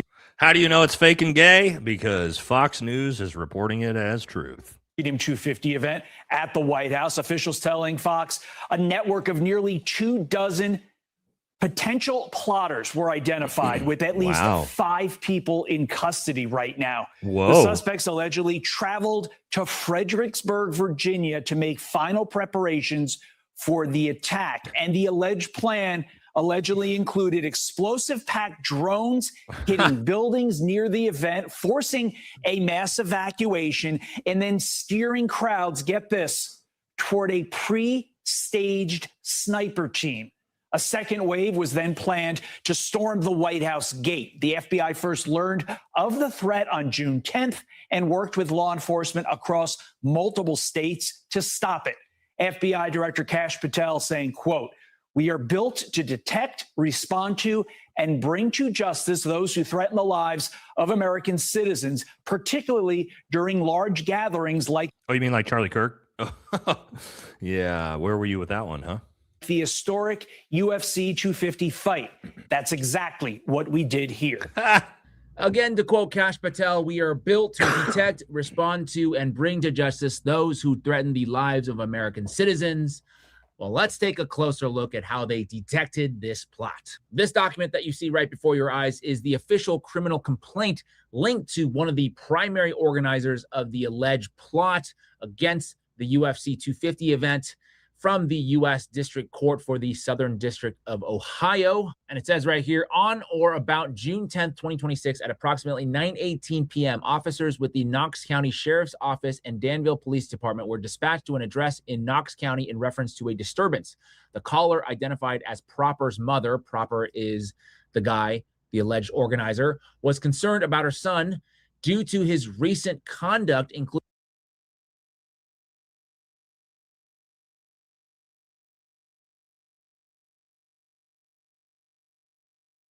firearms purchases and communicating with certain individuals online. So in other words, his mother turned him in. Great job, Kash. And also, does that remind you of I literally just said what James Lee just said there. I said what I said when the mic was muted. I go, oh yeah, this sounds super accurate. His mom detected some odd stuff going on and reported their son to the FBI because that sounds real. Another someone whose family turned him in, and Kash Patel did a victory lap for the FBI's sophisticated investigative work. Anyway, here is a picture of the alleged organizer, Tyson Proper, straight out of Central Casting. Just kidding. According to Proper's mother, her son had, quote, expressed ultra-religious and anti-government sentiments, specifically citing grievances around or about government corruption, the handling of the Epstein files, data. The Epstein files. There it is. So, yeah, look, let's be honest, okay? Let's give a congratulations to the FBI, Okay, we should. The FBI foiled a plot by the FBI. Good job, guys. You guys did it. You did it. You foiled a plot that was designed by you. Wow. Great job. So if you guys, I don't know if you can tell how unseriously I take this story. I believe it for about 0 fucking seconds. Sorry. Nope. Nope. That's going to be a no for me. Sorry, ladies and gentlemen. All right, now let's talk a little bit more about what's going on with the Trump administration, though. Trump administration. Okay. Now, the rumors at the moment from Patriot Blonde says RFK Jr. is done with Trump and is ready to walk. White House sources are telling me he will announce his departure after the July 4th White House event, saying Kennedy feels played and humiliated by the Trump-Epstein scandal and his continued allegiance to Big Pharma. Bookmark this post. Now, I don't know if this is true. Seems to me like RFK sold out to Trump and MAGA. I mean, he was out there talking about how Monsanto is great and glyphosate's not bad for you. So I'm not really sure why he would now be got some huge moral issue with Trump. Also, from what I've heard, is RFK is missing.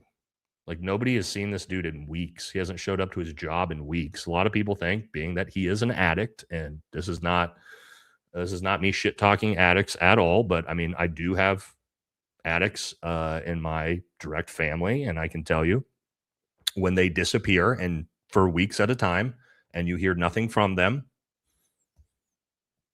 99.9% of the time they're using again. Okay, I mean, all of us that are, have people close to us that are addicts and we know the fucking drill. We know how it works. So he's gone. Nobody knows where he's at, and he's not showing up to work. So who knows, right? It doesn't sound good. But again, I don't know what's going on with the dude, but he also hasn't done jack shit. So he's just been another disappointment, just like Tulsi Gabbard, unfortunately.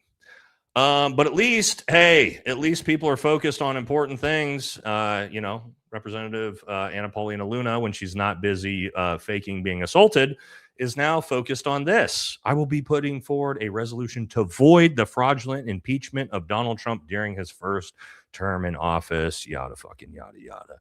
Yay, great use of our time and tax dollars. There's nothing fucking more important going on that U.S. Congress could be focused on other than voiding a fucking impeachment of Donald Trump from 2017 that no one gives a fuck about.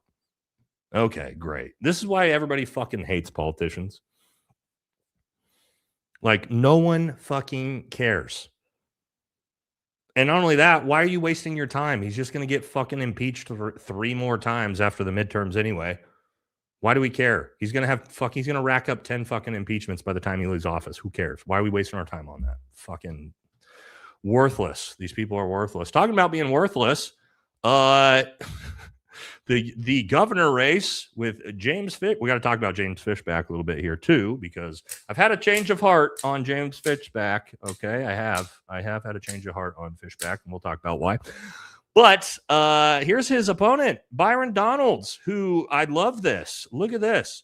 Donalds sitting in front of a sign that says "Read to succeed," and then literally misfucking spells achievability. You can't make this up. This is from Reese Waters, who we love on the channel. It says, Florida, diss you? Byron Donalds speaks out about the importance of education in front of a misspelled sign. Perfect. Prepared to hit the ground running on day one. And being able to master reading is at the core of that. Our state will refocus our efforts into that. We have seen what's occurred in the state of Mississippi. They call it the Mississippi Miracle. Oh, fuck. You can't make this up. Like, how are these people so fucking... Yeah, we'll talk about that. We're going to talk about Fishback right now. Now, and it involves JD DeLay. So, if you didn't see, our friend JD's in the chat. James Fishback did an interview with JD DeLay last week or early in the week. I watched it. It was pretty good. actually, said all the right things. And then also at the end of that interview, James Fishback said that if he is elected on his inauguration day, that he will invite, what was that, January 5th, I believe? He will invite J.D. Vance to Florida and will completely expunge all of his felony records. So, we love James Fishback on the channel. Obviously, regardless of January 5th, obviously, regardless of what we think about James Fishback, well, not J.D. Vance. J.D. DeLay, guys. J.D. DeLay. This J.D. DeLay. He's going to expunge our boy's record, our felonies, which is a huge deal. He's going to pardon J.D. DeLay. That will be one of his first acts of business. All right. So, and, he's America first, whatever. Right. So, yeah, we're 100% supporting James Fishback now. Well, you don't have to, but I do, of course, because, JD is one of my best friends. And if you're gonna fucking offer to pardon him, let's get him elected, ladies and gentlemen. Let's get him elected. All right. We're going to support our boy. And what's the alternative? Byron Donalds? Well, that's a fucking good guy right there. So it's an easy choice. Yeah, and that's the agreement. I'll teach him how to handle an AR-15 so he doesn't embarrass himself again. But anyway, guys, yeah, he's going to pardon our boy. So we obviously support him, and we want him to beat Donalds now. All right, now check this out. Talking about the Trump administration. Hey, remember this guy, Howard Lutnick? This guy that's like best friends with Jeffrey Epstein and all over the Epstein files and still hasn't been fired? As it says here, it's absolutely wild that you can be photographed on an Epstein island, evade hearings about your ties to a convicted child predator, and still show your face in an NBA Finals game because you're rich and connected. If that isn't a broken system, what is it? No, just right there courtside, just sitting with the Knicks. No big deal. No justice. No accountability. Isn't that great? Isn't that great, guys? Yeah. All right, let's get into what's going on with the influencers. We love the influencer section, the good ones and the bad ones. And, we always start out with, our favorite one and the one with the best comedy. Here is Tim Dillon talking about Barry Weiss. I love this. Friend of the show. Let's take a watch. To the head of CNN. Get that up. Now, here's the question. Oh, wait, hold on. Sorry, guys. I got to restart this. We want it from the beginning here. Barry Weiss, friend of the show, big fan of Barry as always, and her mission to destroy all life on Earth. So Barry Weiss, the editor-in-chief of CBS News, has been working out of a secured locked suite on the 6th floor of the CBS Broadcast Center in Manhattan. Her physical isolation from the main newsroom follows a controversial overhaul and staffing cuts at 60 Minutes. You were doing a good job in an institution when you were afraid of your staff. So because of this great job that she's doing from her isolation chamber on the 6th floor, they have decided, for no other reason than her performance, she's being elevated to the head of CNN. Get that up. Now, here's the question. What bunker will they build her at CNN from which to run it? Or here's another thought. Do they build an off-site bunker like a nuclear silo several stories underground where she will destroy both networks from that? Barry Weiss, friend of the show. I just love that. Barry Weiss, friend of the show. I got to start stealing that one when I talk about like Ben Shapiro or Officer Tatum. Officer Tatum, friend of the show. All right, let's talk some other good ones. And I have one from Owen that's really good today as well, talking about America First influencers and why they hate our guts. Truth is, the only reason you're even talking about America First podcasters is because you know that they have the influence to steer the direction of upcoming elections. You know that that's true. You know that they have the influence. That's why you're not attacking the left. That's why you don't care about the deep state. That's why you're not upset about, there's no new wars. That's why you're not upset that we're not getting mass deportations. You guys have given up any of the actual principled values or policies, and it's just Trump. It's just whatever supports Trump. That's what you guys care about. So don't sit here and pretend like who are the patriots? You guys are Trump supporters. We are America supporters. Yep. And the only reason you can't stop attacking us is because you're scared of us and you know you're right and you're frightened of the ramifications of us being proven right yet again. And let's not forget, it was us that got Trump elected. You guys weren't there in 2016. You weren't there in 2020. And that's why you have no idea the realities of the political atmosphere right now and the realities of Trump's approval rating and how unpopular the foreign policy is. The new prop. Yep. Great. And I like his quote there. He said, you guys are Trump supporters. We are America supporters. And that is exactly how I look at it. I don't give a fuck about these politicians. Couldn't give a fuck less. Joe Biden, Donald Trump, fuck them. I don't give a fuck about either of them. I care about America. I'm an America supporter. And that's why we're independent. That's why I'm an independent, right? But anyway, just some really great quotes. Now, this is probably my favorite one of the section today. And again, I know, hate him or love him. You know, when he sucks, but when he's cooking, he is cooking. And this was one of those ones where he was cooking. Nobody knows what's going on. And what is really disturbing is that Trump is just dumb. Liberals were right. He's just dumb. Yep. And I have heard this firsthand from people that I know that have met with him recently. And they all convey the same thing, which is he is just stupid and old. Yep. He just doesn't know what's going on. Like, I can't really repeat all the details of these conversations. I can't get too specific, but it's not like a gimmick. He's not trying to be cute. He's not trying to be funny. He is mentally deteriorating. If he was ever smart, he isn't anymore. This is a 100-year-old man that's in control of the country, and no one can tell him no. Yep. Nobody knows what's. I mean, that's exactly where we're at. That's exactly where we're at, which is so crazy. We have an 80-year-old dementia-ridden psychopath in charge of the country right now. I'm not even kidding. Like, that is who's in charge of the nuclear codes that he's tried to use, by the way. An 80-year-old dementia-ridden fucking lunatic that nobody can seem to, I don't know. I don't even know what is he in charge? I feel like he is in charge, you know? With Joe Biden, we knew he wasn't in charge. We knew Joe Biden wasn't making any decisions. We knew Joe Biden had an entire staff that was running everything from him. With Trump, I do think he's in charge. And that's why everything is so fucked and so out of control. It's because he is in charge. And he's just waking up every day. And this why are you here? You know, what are these poor fucking, you know how, I know, look, I'm not, you know what, guys, I'm not going to beat up the MAGA cucks today.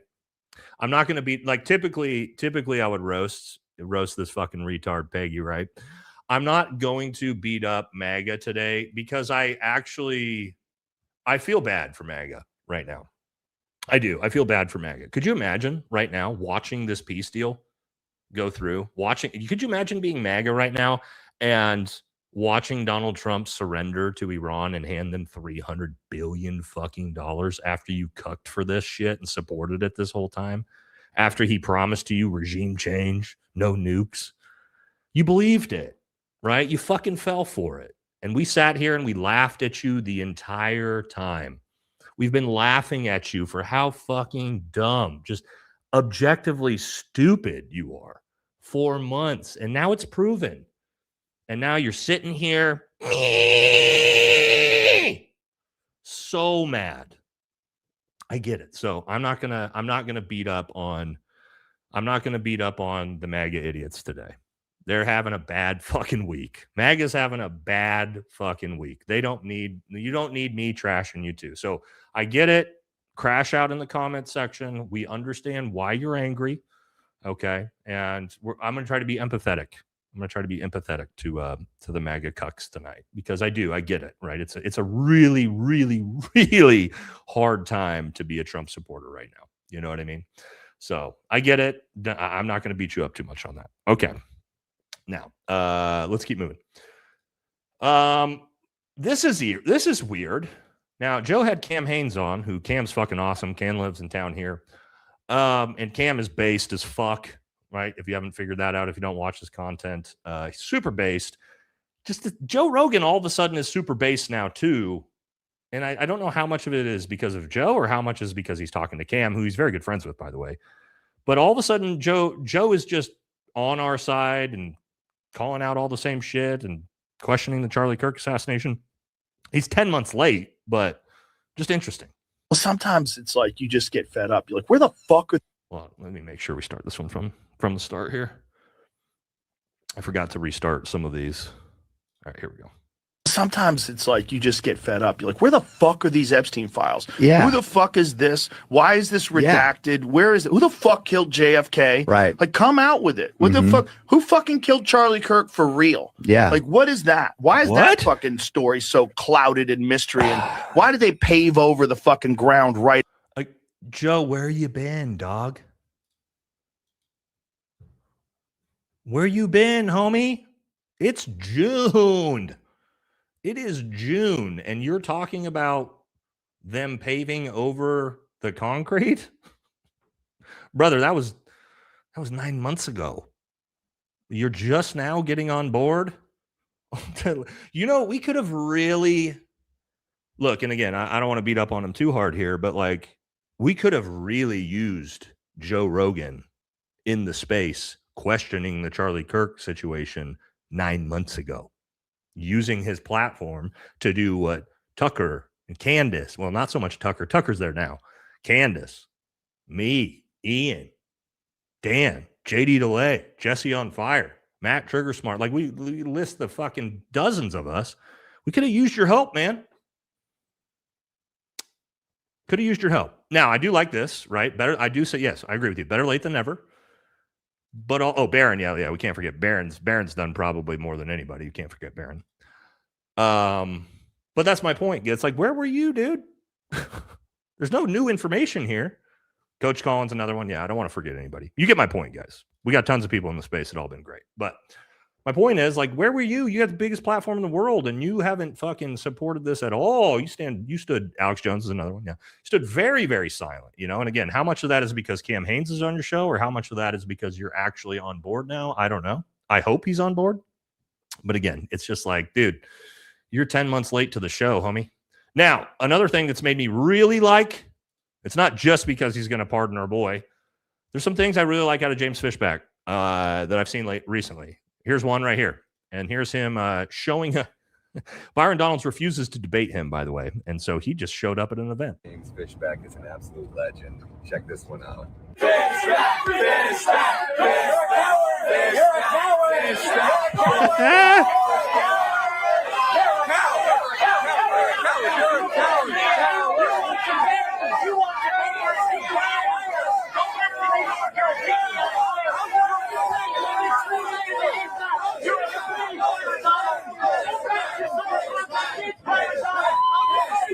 All right, I actually do that. I do like that. The dude refuses to debate you, so you just show up and fucking and just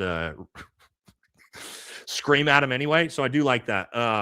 The other thing I really like about James Fishback, and again, you guys know I've criticized him a lot for being theatrical. But what I do like about him is he's doing something that I've never seen any politician do ever.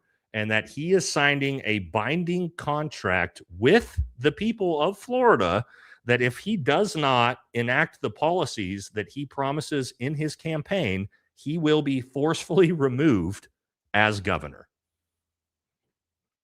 First of all, the fact that that's the first time it's ever happened, anybody's ever done that, we should have that for all of our politicians. That should be an actual fucking requirement for every politician. There should be a contract that if you decide to come in there and just fucking do nothing that you told your constituents you're going to do, those constituents can then just pull you the fuck out of office. I've never heard of any politician ever doing that, and James Fishback has done that. And to me, I'm like, all right, man, you got a fucking thumbs up for me. That's very, very cool. And that's what we want to see. We want to see somebody that's like willing to have some transparency like that. So again, I'm not going to be too hard. I'm not going to be hard on him anymore just because he did some stupid theatric shit, you know. Again, I like all the things he says. I always have. But the more I've seen out of him, the more I do like him. So he is growing on me, obviously, quite a bit. So I support him now. Obviously, a big part of that is because of JD, but also the fact that he's willing to set a binding contract with the people that they can just fucking remove him from office if he doesn't do what he says he's going to do. I love that. And this is what we got to remind ourselves, right? Is there is no perfect politician. If they're, that's kind of like Graham Plattner right now. Well, actually, we're going to talk about Graham. Well, we're going to talk about Graham in the show in just a second because, man, they hate him, huh? Now, a little bit more influencer shit. Let's get into the bad, dumb ones, right? And if you always want a retarded take, old Brinley fucking made in a Goy Lab Holly hand. Well, he's always got one. Check this one out. He's been getting destroyed for this. He said, we loathed Obama like you loathed Trump, except we loathed Obama because he loathed America. You love Trump because you loathe America. Ooh, I bet that hits hard as fuck if you're retarded.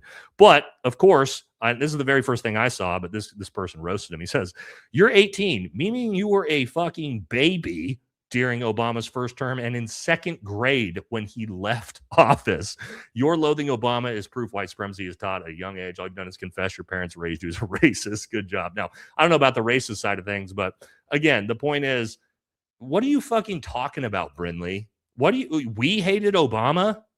Again, you were fucking 4 years old when Obama was in office.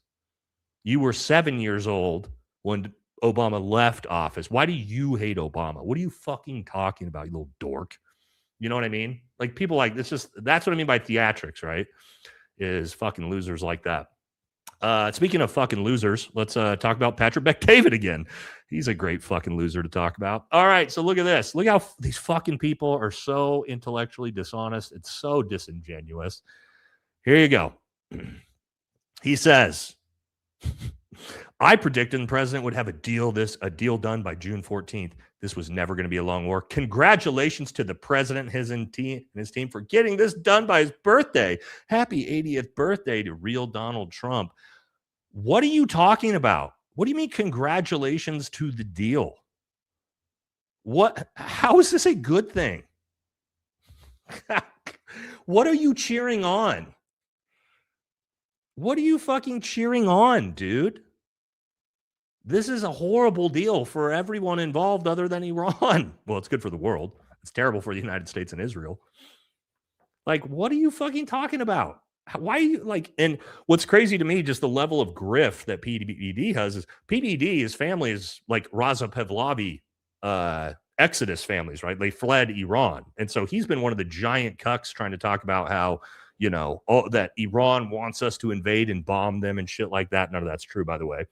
And then there's no regime change and nothing happens for his people. And he's just like, oh, never mind. Just kidding. He was all about, we got to free Iran, free the Iranian people. And then Trump comes to a horrible deal that gets nothing that he's been asking for. And he's excited about it. I don't understand. Like, it's the cult of Trump to where it's like, even if this deal goes against everything Patrick David stands for, the current deal goes against every single thing he fucking stands for. And he's cheering it on because Donald Trump is his daddy. It's just like, God, could you imagine being a grown man and just not being able to have your own feelings and your own values and your own morals? He's literally required to believe whatever Donald Trump tells him to believe. It's the most cuck fucking behavior in the world. Now, he's not the only one. Obviously, MAGA is that in general, but just like, you can't have your own thoughts and feelings. Whatever daddy says, that's what I believe. How can you as a grown man look in the mirror? Like that dude, does he have kids? Does he have kids?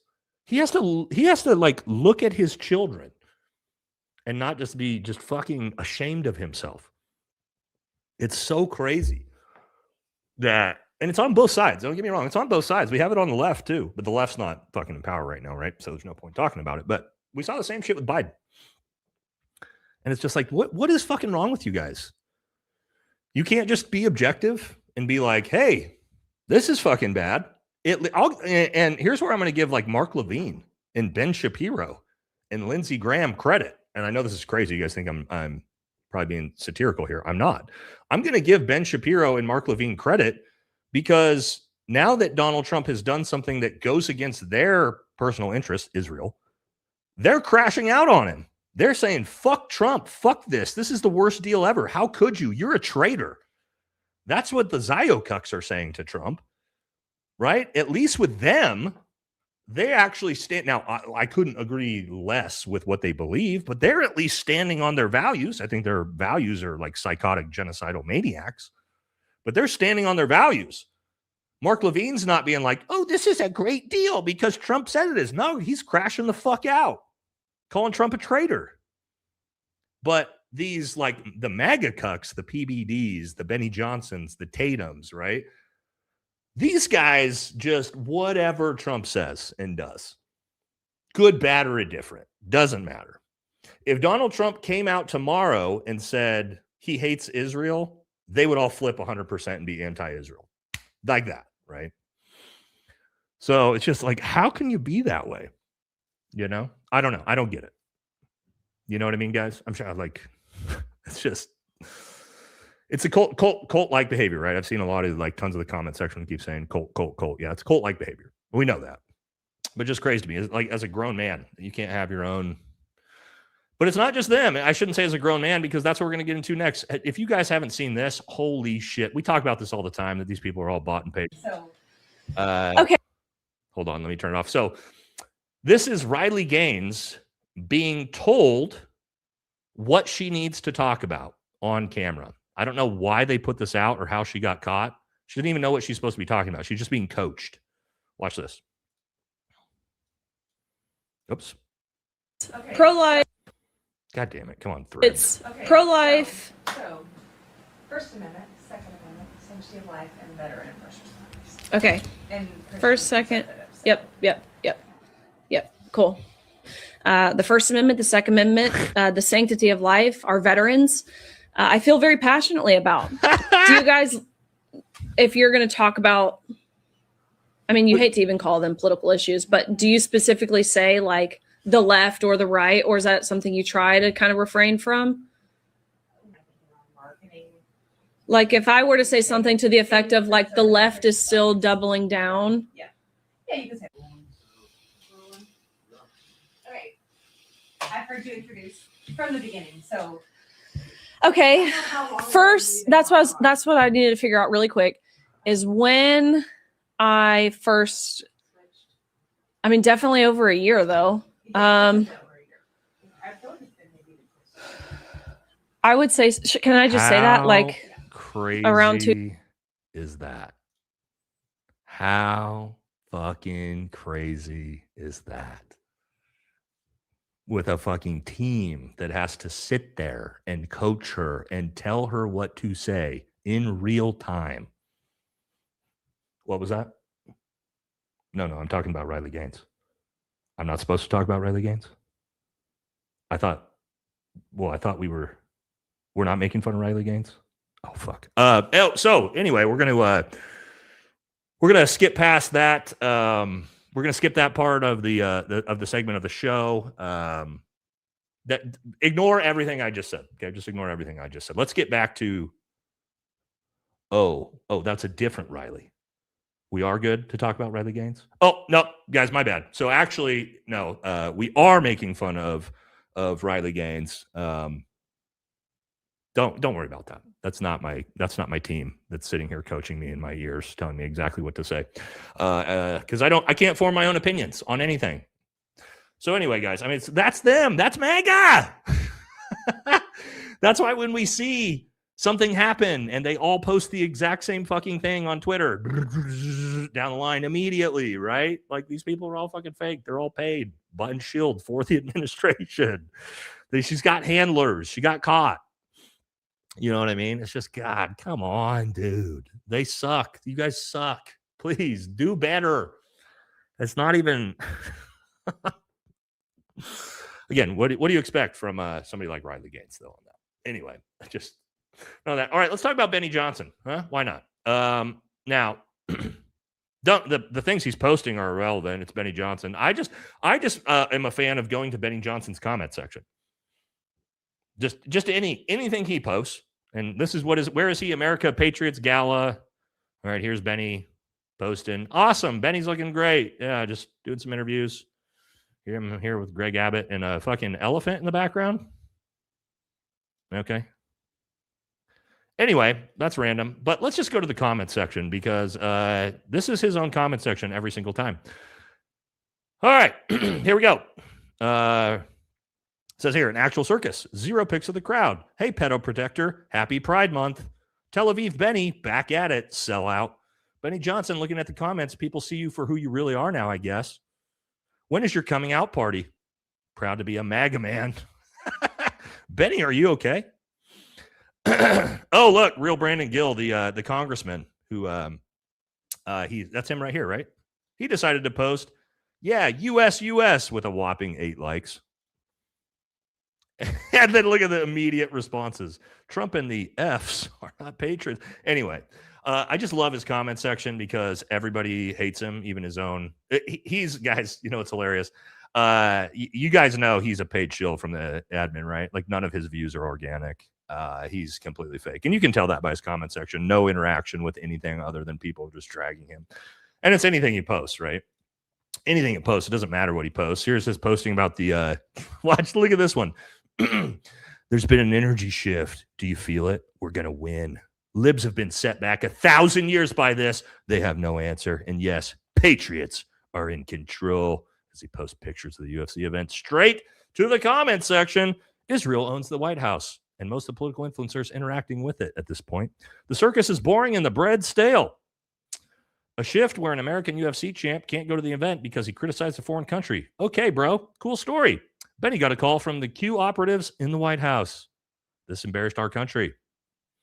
Oh, LOL, a UFC fight and a monument cleanup don't make the mess our country is in better. So there you go. He's just drugged immediately. Everything he does. Comment section absolutely destroyed. Anytime you see, guys, I'm sure you don't follow him, but if you do see his stuff, go straight to the comment section. It's always a great time. All right, we're going to talk about Democrats next. Let's hit some super chats here first, and then we'll jump straight into it. All right, SEAL Team Atlas with 5 VFT gifted memberships. Thank you so much, brother. Paleface says, my bad, Diet Coke and a smile. Oh, that was from earlier, huh? Oh, where you said have a Coke and smile? Yeah, we drink Diet Coke in this household. Eric proving why he's the Tiffany of male Trumps. That's funny. Steve says, wait for Act 2 of this fiasco. Oil drawdown keeps happening. Fuel shortages pick up. All hell breaks loose. The concussed goldfish shit himself again. The concussed goldfish. Dude, he is a concussed goldfish. That's funny. Do you think Daniel Cormier came under immediate threat from AIPAC and the Jew lobby? They're probably running for cover for Trumps. He definitely came under immediate threat from the Trumps, I'm sure, when he posted that. Pay this man his money in John Malkovich voice. Thank you, homie. Thank you. Shout out to President Trump's AIPAC Filet-O-Fish Comanche Steen. Yes. Idiocracy is literally what we're watching in real time now, huh? Joe says, hi, my name is Lindsay, and I'm your fairy godmother. Make a wish. Yeah, thank you, Joe. Bobby says, Lady G likes gladiators. Big surprise. Yeah. You know, Lady G was in that White House locker room most of the night, just watching the fighters get ready. You know what I'm saying? He's just a big fan. Jen says the statement at the end of the fight was some middle schooler IQ, EQ shit at best, CT at the worst. Anna says, not a conspiracy, but why are all the politicians getting so skinny? No more jerky protein. Gross. I know. Ozempic, actually. That's just wealthy people in general. They're all on it. I take GLP-1. I take like super, super low dose, not a real dose, just for a little bit of appetite suppression because I'm fucking big. But yeah, it's Ozempic. Israel spy fly over your left? Oh, there's a Israel spy in here. Yeah, probably. All right, 2 more. No, just jump back to the show. Damn, it was hard for a football game Who do I call my country in New Zealand or Iran? I'm glad it was a tie. Got a point each. Yeah. Hope everybody had fun. I just hope everybody had fun, huh? That's the way we could look at it. When swamp becomes an ocean, even Noah can't build a boat big enough to escape it. Yeah. Okay, let's jump in and see what Democrats have going on. Now, we've talked about this before. Man, Graham Plattner, actual friend of the show. Man, he is getting Thomas Massey levels of attack. As you see here, Republicans, the actual official Republicans channel posted this. It's a meme of Graham Plattner for U.S. Senate. It says, "Free Palestine, Bernie bro. All cops are bastards." I've literally never heard him say that. And it's him in a porta shitter. And it says, quote, "I still have to crank hog every time I sit in a porta shitter. That blue water smell conditioned me." Hilarious joke, which every Marine ever has told. This literally makes me like Graham Plattner more. I don't know if Republicans realize this, how you don't have, and that's the very first comment, right? This is called Marine humor. You guys wouldn't get it because you didn't fucking serve. Boom. All right. Very first comment, obviously, dribbles under the floor. But that's my point. This just makes me like him more. I love a hog cranking porta shitter joke. Everybody in the military does. It's the funniest shit ever. And guess what? The attacks are not working because in his primary, it was a blowout. What was it, like 85-15? One of the biggest blowouts in primary history.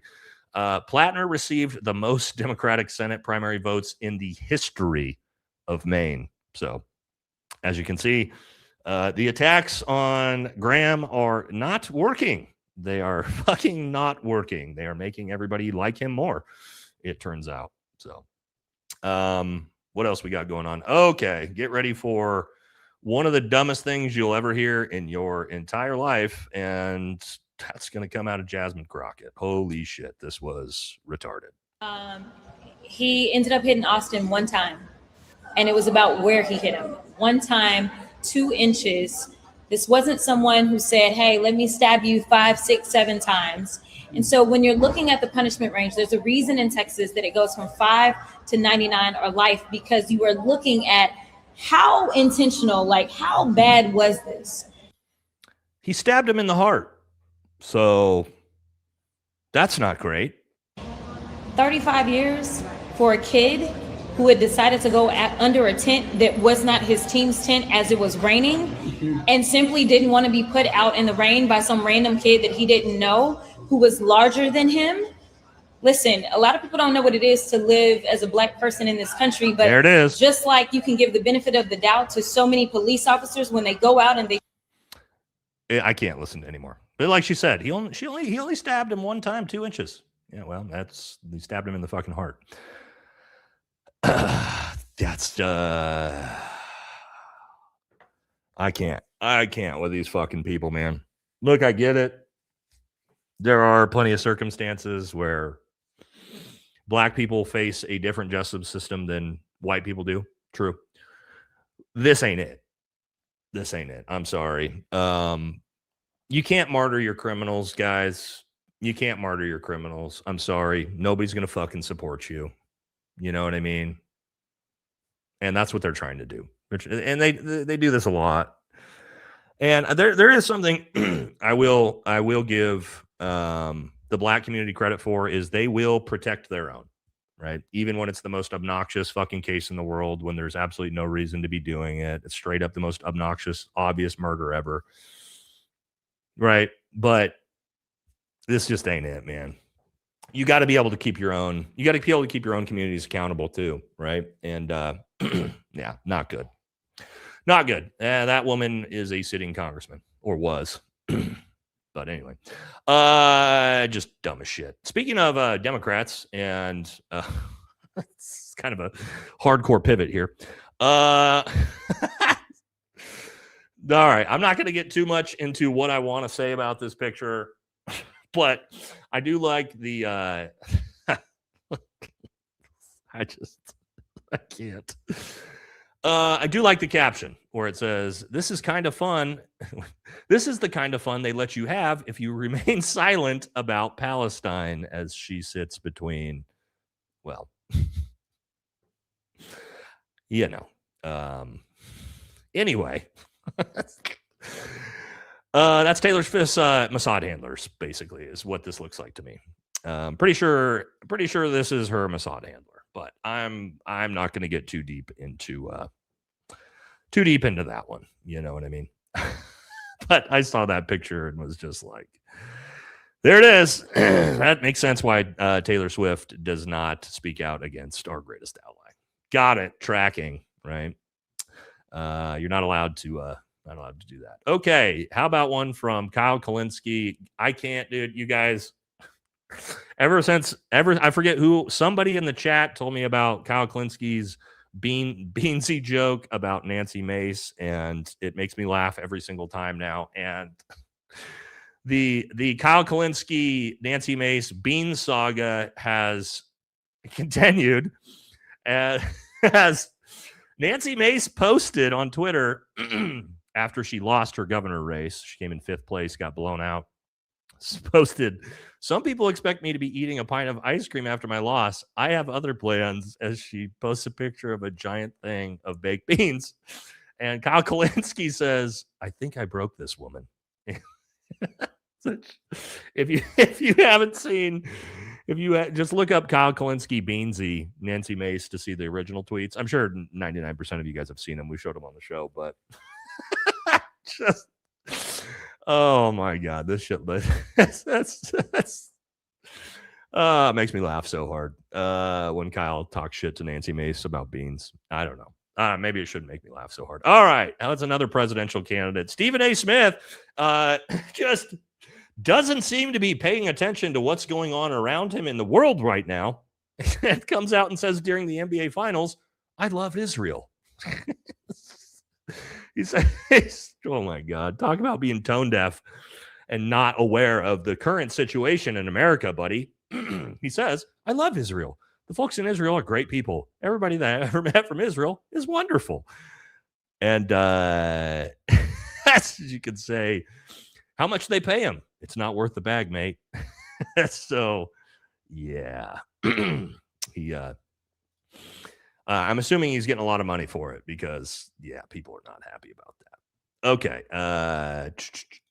Let's see. Yeah, I think that's probably going to wrap it up. Okay, we'll probably cut it there. All right. Anyway, that's gonna wrap up. We're a little over 2 hours, right? We usually try to kick it around 2 hours. We're gonna wrap up the regular portion of the show there. Thank you guys so much. Another fun one. Now we are going to jump straight into the super chats and keep it moving. All right, let's keep it moving together. All right, here we go. Wait a second. Let me blow my nose real quick. Still the allergies, guys. Oregon.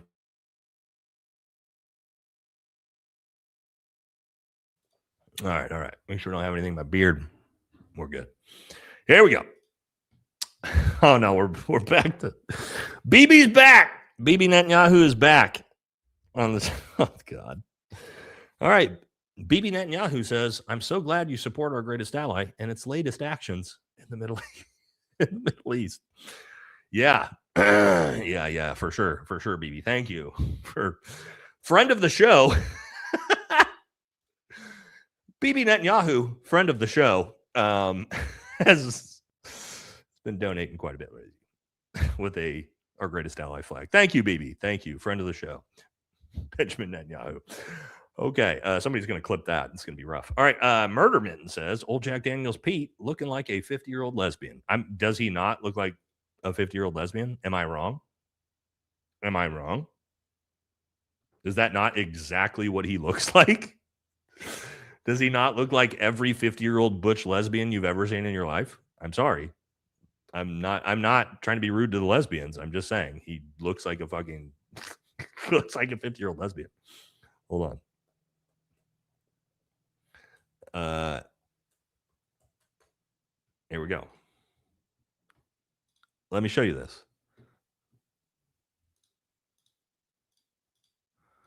You're going to tell me. Oops, I didn't mean to like this. You're going to tell me this guy, that's not what he looks like. Oh, this is him faking. This is him with his fake weights. But anyway, yeah, that's what he looks like. I'm sorry. I'm not trying to be rude. I'm just saying it is what it is, man. It is what it is. The average U.S. male doesn't exercise. We fat bro. Well, you should. You should 100% be exercising if you're watching this channel. I'll drop you some motivation. Get your ass out there. Get back in shape. You can do it. I promise. I can do 44 12-ounce curls. I get that one too. Pretty sure. LOL. Thank you, Joe. Donna says Strickland doesn't get an invite and is escorted out because he's vocal about a foreign nation, but jokes about an American former first lady from 10 years ago is okay because she's a Democrat. True. Great point. Sean Strickland was thrown out of the event for criticizing Israel, and that dude was cheered as he made those comments. Isn't that wild?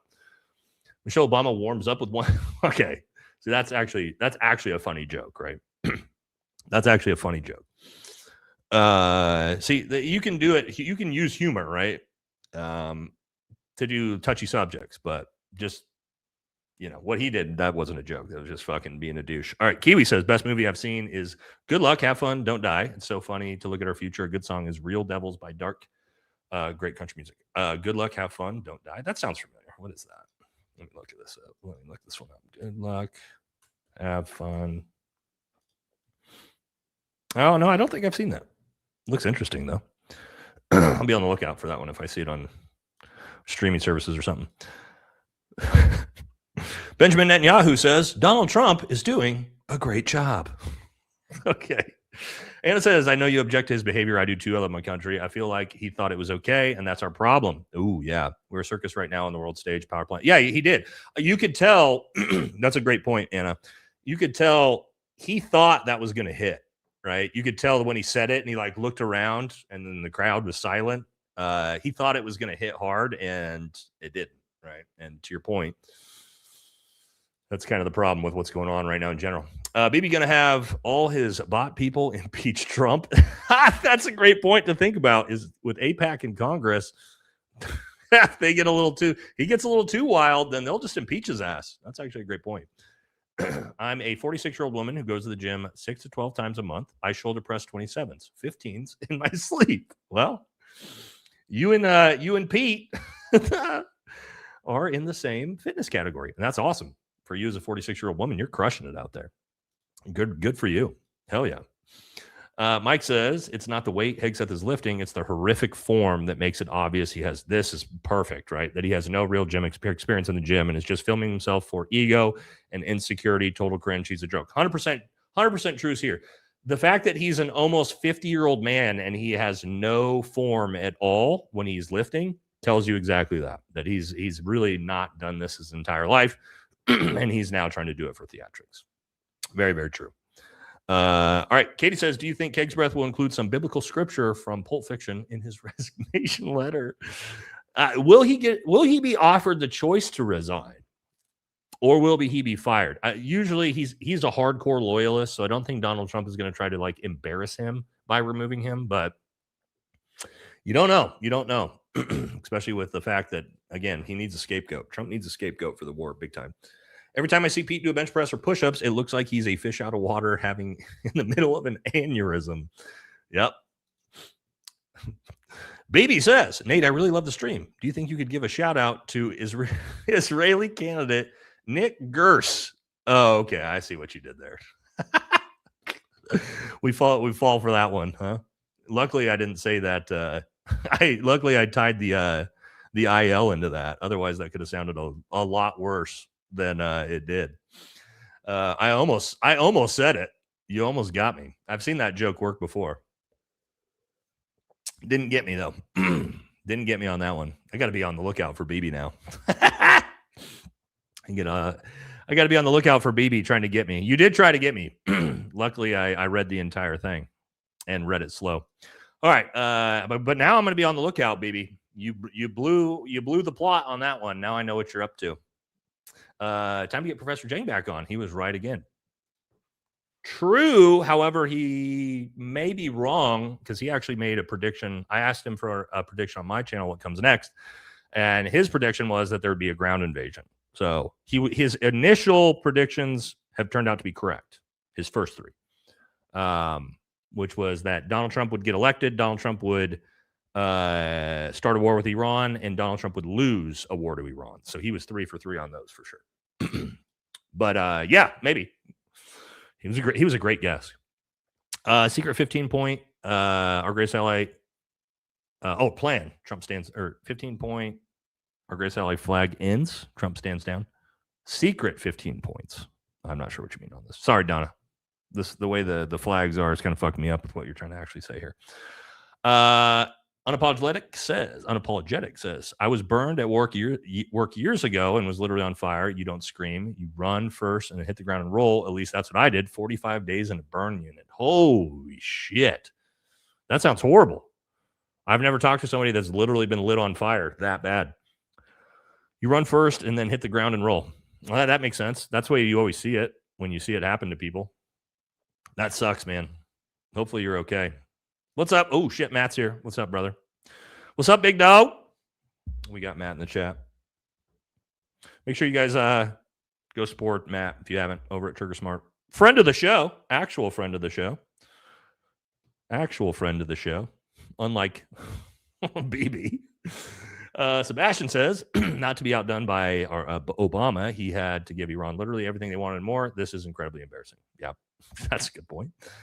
If we do something else, we need to make ourselves immune to the Strait of Hormuz being closed for the future in case there's ever a real war. America first. Yeah, that's the scary thing, right? And this is why Iran is so massively emboldened.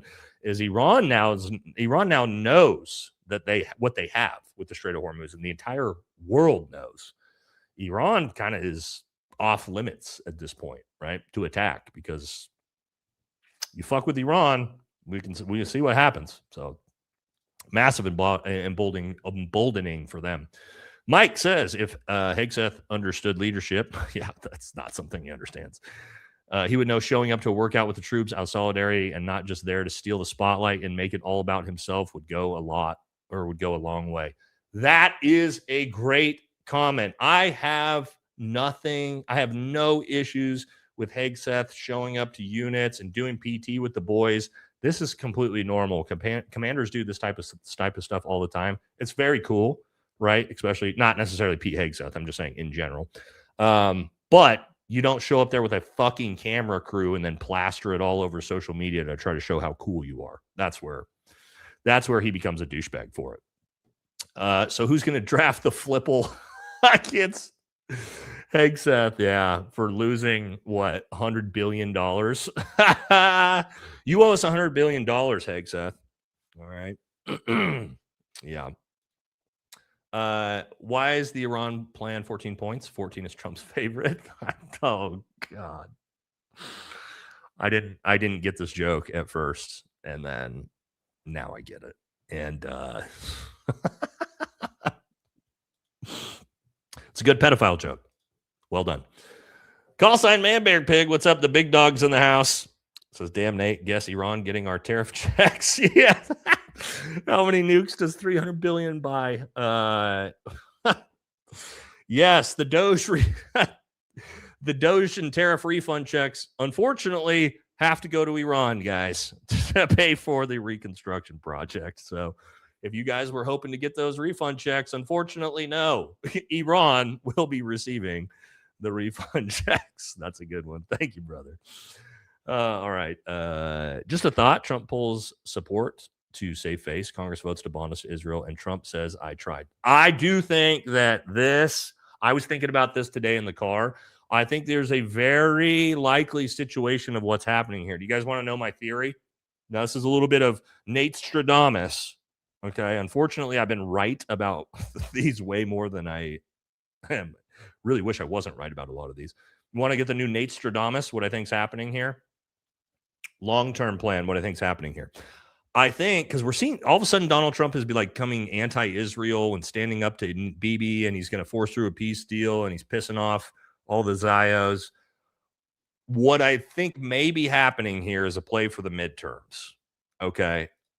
I could see, because I'm watching Trump do some of these things where even I'm like, I kind of like this. I kind of like what he's doing. And I think that's the whole point. I think the whole point is to make him like the America First candidate. He's the one that stood up to Bibi. He's the one that stood up to Israel. He got the peace deal done, build the coalition, save the midterms, right? bring the America Firsters back in the fold. And then after the midterms, when he becomes a lame duck president, that's when they go, gotcha, bitch, and they turn it back on. Then what happens? Our greatest ally bombs Lebanon. Iran shuts down the Strait of Hormuz. The war kicks back up. The Greater Israel Project turns back on, and we're right back where we started in, let's say, December, January timeframe. That I think we kind of saw this happen already. Remember the 12-day war a year ago, right?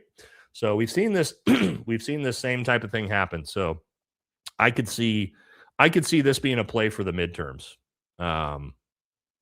It's like a political event, and then we'll jump right back into kicking the war back off after the elections. So again, don't know if that's going to happen, but I started thinking about that today earlier in the car, and I'm like, this seems a little bit. You think that's a wild ass conspiracy? You think that's a wild ass conspiracy? I think that's pretty likely. I think it's kind of looks exactly like what's about to happen. I don't think there's anything wild about that as a conspiracy theory. Kind of looks like that's the direction we're headed. But we'll have to wait and see. Grand Bear says, Nate, knowing how our greatest ally has been adorably acting, would the ill leader maybe not just go full Samson? That I don't know. Man. That I don't know. I am worried about what they're going to do. Because again, they can't let this happen. Unless the plan is to turn it back on after the midterms, obviously, which could be the discussion they've had about it. It could be a discussion between Trump and Bibi where he goes, hey, look, we got to pause this thing, gives us a chance to restockpile munitions, and we got to try to save the midterms, and then we can fucking start this back up afterwards. But again, I don't know. We'll have to wait and see. I hope not. That's like worst case scenario is that's what happened. That's what's going to happen. So I hope not, obviously. Hardway says Trump will switch over to the Democrat Party when things get bad enough. They don't seem to have that much problem with PDFs as long as they're polling for the Dems. The Republican Party is the party of pedophiles. Objectively, they're the pedo protectors. So I don't know if this really works. You know what I mean? There's no way Democrats would ever support Donald Trump. So they hate his guts more than anything in the world. So yeah, I don't see that one happening. Now, Jens, wow, big $50 donation. Thank you very much. It's super generous. Says former Republican here, me as well, from a family of lifelong Republicans, me as well. Well, that's not true. That's not true at all. My mom and sister are both liberal. I don't want to hear shit about the deficit ever again. Yeah. When I've seen what this admin is willing to spend on ballrooms, pools, lobster dinners, sporting events, and yet we can't take care of our veterans. Yeah. Well, I would like somebody on either side, because Democrats are just as bad when it comes to deficit spending. I'd like somebody at some point, got to go back all the way to Bill fucking Clinton to find somebody that actually balanced the budget. So I would like to have a politician at some point stop spending all our fucking money and selling out our children, because they're going to pay the price for this. We can't, like, this is not sustainable. You can't do this forever. Like, we're going to eat the cost of this eventually. So after Donald Trump's remarks at the G7, he might need the ballroom. Oh yeah. I didn't show it, but Trump's been cooking at the G7. He's been full anti our greatest ally, saying wild shit that, again, I'm watching this being like, we got Bibi in the chat. Like, is Bibi going to allow this? Because it's getting a little wild out there. AJ says, Ben-Gvir, the knob goblin, takes it from the front and the rear. Yeah, he's a piece of shit. Disgusting little human being. SEAL Team Atlas says, our greatest ally is the biggest welfare state. True. If a charity organization was a country, it would be them. Yeah. Well, they objectively are. They statistically are. They are the number one receiver of U.S. aid. By far. Egypt is number 2. Which hilarious. The only reason that Egypt is number 2 is because we pay off Egypt to not attack Israel. So that's actually Egypt. If you add Egypt and Israel together, it's like $700 billion, which is essentially all for them. Almost $1 trillion just in aid. That's not to mention all the money we spend on the global war on terror and shit like that for them. So probably close to like 10 trillion when you factor in things like that. MD Turner from Australia, hell yeah, says one of the things I find so extraordinarily palpably absurd is that we have gone from worrying about Iran becoming a threat maybe one day to making them a threat now. Yes, we have massively strengthened them. And it's cool, right? No big deal, right? Like, oh, they're not a threat anymore. Just kidding, right? We've been at war for Iran for 47 years. And now all of a sudden we're just like, nah, just kidding. As long as they reopen the Strait of Hormuz, they're not a threat. It's almost like that's what we fucking told you guys the entire time. It's funny how that works, huh? Great comment. Blue-Eyed Hillbilly, what's going on? Says, me, VFT, you're beautiful. Beautiful children. Love your husband. Not in a PDF way. I love my fellow Army veteran. Peace be with you. Well, thank you. Thank you. Very kind of you. Appreciate you always being here. Katie says, if I was Trump, I'd be keeping my eye on that gold pager from BB. Oh, I forgot about that. Maybe re-gift that one. Yeah, give that to Laura Loomer. Could you, please? She'll take it. She'll put it on her wall. Yeah, Katie, that's a good point. Yeah, I'd probably be steering clear of that golden pager right now too if I was Trump. Hot Whisper says the last time we turned off the arms shipments in 73, they threatened us with, that traitor Pillard is on video admitting it. True. Joe says the left hates Trump, the right hates Trump. Finally, a nation we have united on this issue. Yeah, and now the Zionists hate him too. He somehow managed to get I wonder what his approval rating. If this deal goes through, what his approval rating is going to drop down to, because the problem for Trump is the deal going through is not going to make anybody who hates him support him. Like, he's cooked, right? Like the sides he lost. Like, here's a question to ask, right, for the chat. What would he have to do to gain back your support? Now, maybe you've never supported him because you're a Democrat. That's fine. But for the people who used to support him, what would he have to do to regain your support at this point, after everything we've seen, right? The Iran war, covering up for pedos, the files, second war, destroying the economy, gas prices out of control, all the shit with ICE, right? We forget so much stuff has happened this year. I'm trying to think of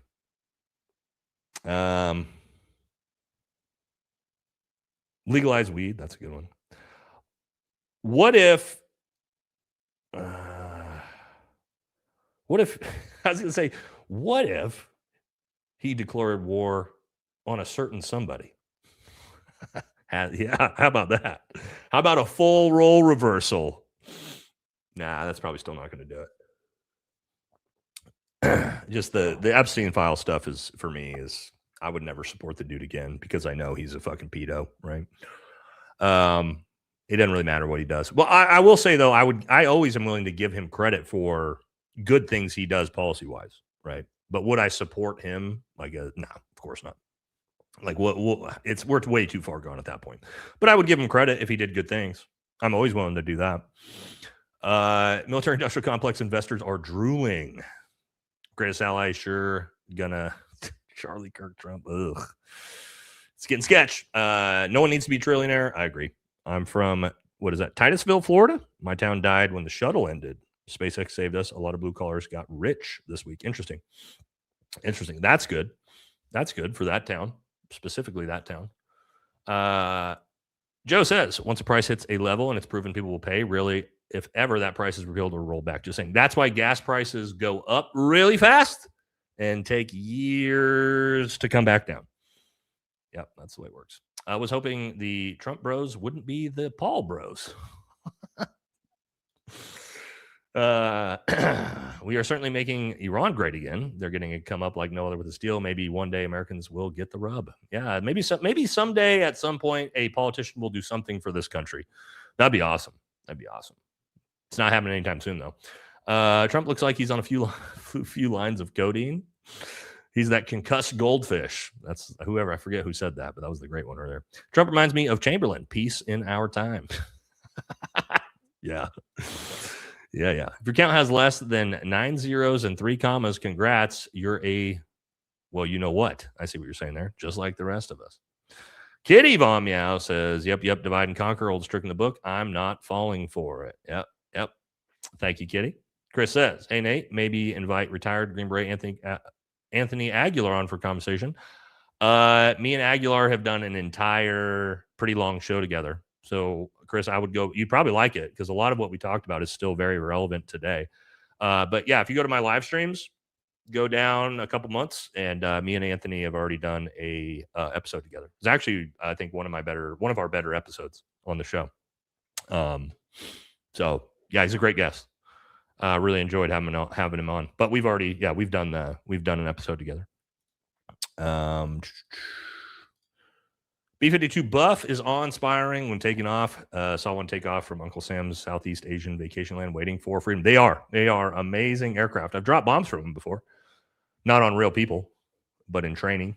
And they are awesome. Awesome to watch, for sure. Massive. That thing is massive in the sky. Scary, scary, scary. Scary, scary, scary. Taco says, not to mention anything left. So if this is real, I doubt we hear about it again. And what's his name from Thomas Crooks? Well, we found out that Donald Trump shut that investigation down himself, which is absolutely wild. That was put out by Tucker Carlson. Dan Bongino told him that, by the way. Pretty wild stuff. Thank you. Bobby says, Liquor Cabinet loves to quote movies. The Liquor Cabinet. I love this. Pete does Pulp Fiction. Cash does Olympus Has Fallen. I love the Liquor Cabinet when we talk about the Trump administration, but they do. They love their theatrical quotes, don't they? I'll see you in Valhalla, brother. They love that shit. Thank you, Bobby. After the attack, they're going to kidnap the Minnesota governor. Oh, sorry. Ugh, allergies. Got the sneezes. Sorry. Okay. Kidnapping. They're going to kidnap Gretchen Whitmer again. The FBI. Yeah, they did that one time already. All right. AJ says, RFK is on a bender he created with a portal. Wait, hold on. I know it's coming on this one. RFK is on a bender, or he created a portal with raccoon and whale genitalia and flint and steel. It's funny because he collects that stuff. And also just fucking weird and gross. Murderman says, who in the FBI is foiling these fake plots? Cash Money Patel is jet set on the FBI Gulfstream going to Chris Stapleton, Pennsylvania with his Mossad girl. Yeah, I don't know. I don't know, dude. We do know, though. I mean, Chris Piota, friend of the show, who used to be the number 3 ranking at the FBI, he actually explained to us that the FBI does do things like that. They do set these fake things up and actually try to sort of MK Ultra people and then pop them for it, right? That's actually a real thing. He talks about happens all the time. So wouldn't be that surprised to see it happen again. The Donald side was made in Maryland. A man and his dog says, hey, Nate, super lame that the Orange's 80th birthday was a grift on tax powers and for $60 million, and now it costs another $2 million to fix the lawn. Now, the UFC is supposed to pay for that, but I know there's tons of stuff they didn't pay for. They didn't pay for those flyovers. They didn't pay for all the soldiers and everything else that went into that. The cleanup, all that's getting paid for by the taxpayers. So what a grift for the UFC, by the way. Good for them. Six's mom said, clowns to the left of me, jokers to the right, stuck in the middle with you. Those lyrics are so prophetic. Aloha from Kauai. Six's mom. Yeah, so I love to say, that same song. We got communists to the left of me and Zionists on my right. Stuck here in the middle with all of you. Yes, we are. Thank you, Six's mom. Jen says, we have about 10 years left from everything we've talked about today. I say we have 10 years left of society or whatever. This is Tim Dillon's last episode, which is high art. 10 years. Honestly, I think that's generous, especially with the speed at which things like AI are moving and government corruption, authoritarian overreach. I think 10 years, whatever this is that we're sitting in right now, I think 10 years is generous. I think it'll be less than that. I think you're looking at it in 5. I think you're looking at some massive shift within 5. I agree with him for sure. I agree with what Tim's saying there, but I think it'll happen faster than that. Reach out to Owen to go on a show. I should. I really like Owen. I like his content. I think we would be we'd do really good content together. I should do that. I should reach out to him. Texas Real says Kim Iverson dropped a bombshell. She's got great content too, man. said we made a deal opening our military records directly to King Charles. This was during his last visit, and when he said Ukraine cannot lose. That's fucking weird. I'd have to look into that. I don't like that. I don't like that. But Kim Iverson does a really good job journalism wise. 47 is checked out. Checked the fuck out mentally. Yes, he has. He doesn't care. Doesn't care about anything. Glad you fished your flash. Bugged me for months. Oh, it's barely fixed. It's still a little bit, unfortunately, not sealed up in there. But we were able to move it just a little bit to make it look not so crooked. But yeah, he's talking about my plaque up here. This the yellow flash back here, the first group flash right there. I'm almost touching it. So when we moved, the Army movers move your stuff, and they dropped that plaque or something, and it fucked up a lot of the stuff inside of it. And so that used to be crooked. We were able to fix it a little bit, but I'm not able to get it all the way in there. But anyway, Talmudics talked to Rogan so he wouldn't lose his base. Okay. I don't know, maybe. Thank you, AJ. Bobby says, wonder what the $300 billion will do for those historic Abraham Accords. Guess we will see. Oof, yeah, the Abraham Accords. That's going to be interesting. See if that ever goes through. Now that Iran's going to be the big boy in the region. Hardway says Rogan is being used to bring attention back to Kirk better than Iran and the Epstein files. Oh, I see what you're saying. That bring back that as a distraction. I will say this. I do think it's pretty wild. Sorry, guys. That I know this to be a fact because as a creator, I can tell what stories the YouTube algorithm is pushing. Like, I mean, they do this. They are pushing stories. So, for example, Thomas Massey. When I did content on Thomas Massey, or anybody did content on Thomas Massey, YouTube heavily shadow banned it and limited it. Charlie Kirk is the opposite and always has been. And that was always one of those things we've always talked about being very bizarre, that has always been something the social media outlets really pushed hard. But I do think a lot of that is because of what you just said, is that they would prefer big stories like that to captivate the attention of people over things like the Epstein files, over things like the war. So it does kind of make sense that they would want us focused on the stupid shit like that. Another one, me and JD have talked about this, is the Carmelo Anthony, the race war content. Oh my God, dude. They are pushing that content so hard. Bro, he's been here for a while, JD. You must be new. He's been dropping all sorts of donations last couple shows. But the Carmelo Anthony race war content, YouTube and social media are pushing that so hard, which is why I'm kind of dumb for not getting in on the grift as a content creator. You'll notice I haven't done any videos on it. I should have been if I was a grift. Not to say that I shouldn't say that because JD's in here. JD's doing a ton of content. I'm not saying that people covering it are grifting. I'm saying I would be grifting if I were to be covering it because I don't agree with pushing the story. And so I would be doing that just for the fact that YouTube's pushing it to get a bunch of views off of it. And I don't ever do that. So that's why I haven't covered it basically at all. But anyway, they'll push the shit out of that story for you. I'll tell you that. They're really pushing the race war stuff hard. And for good, again, keep the peasants fucking distracted and hating each other. That's what they're really all about.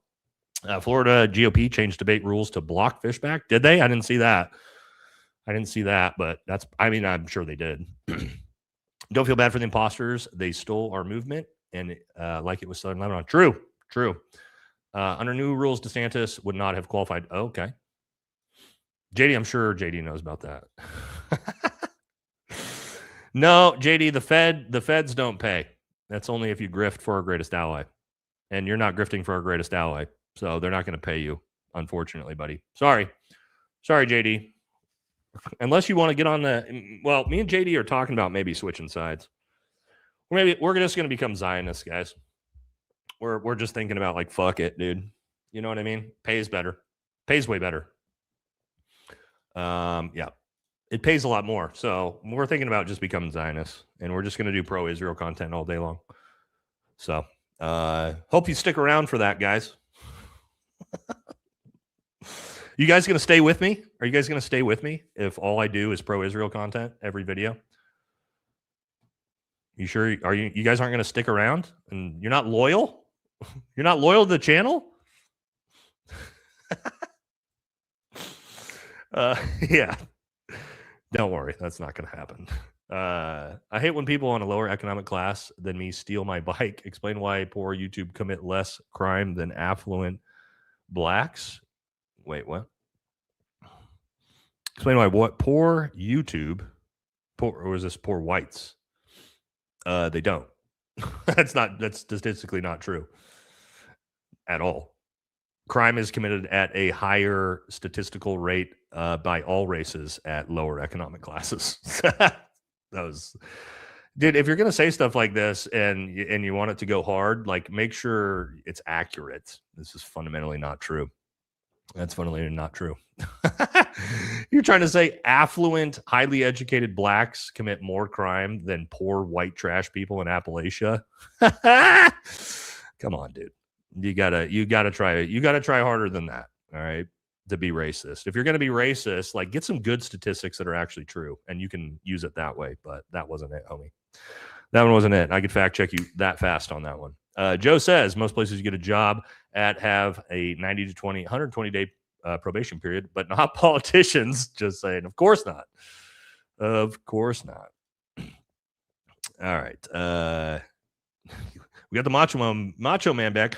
Oh, yeah. Sorry. You guys know I'm a huge WWE fan.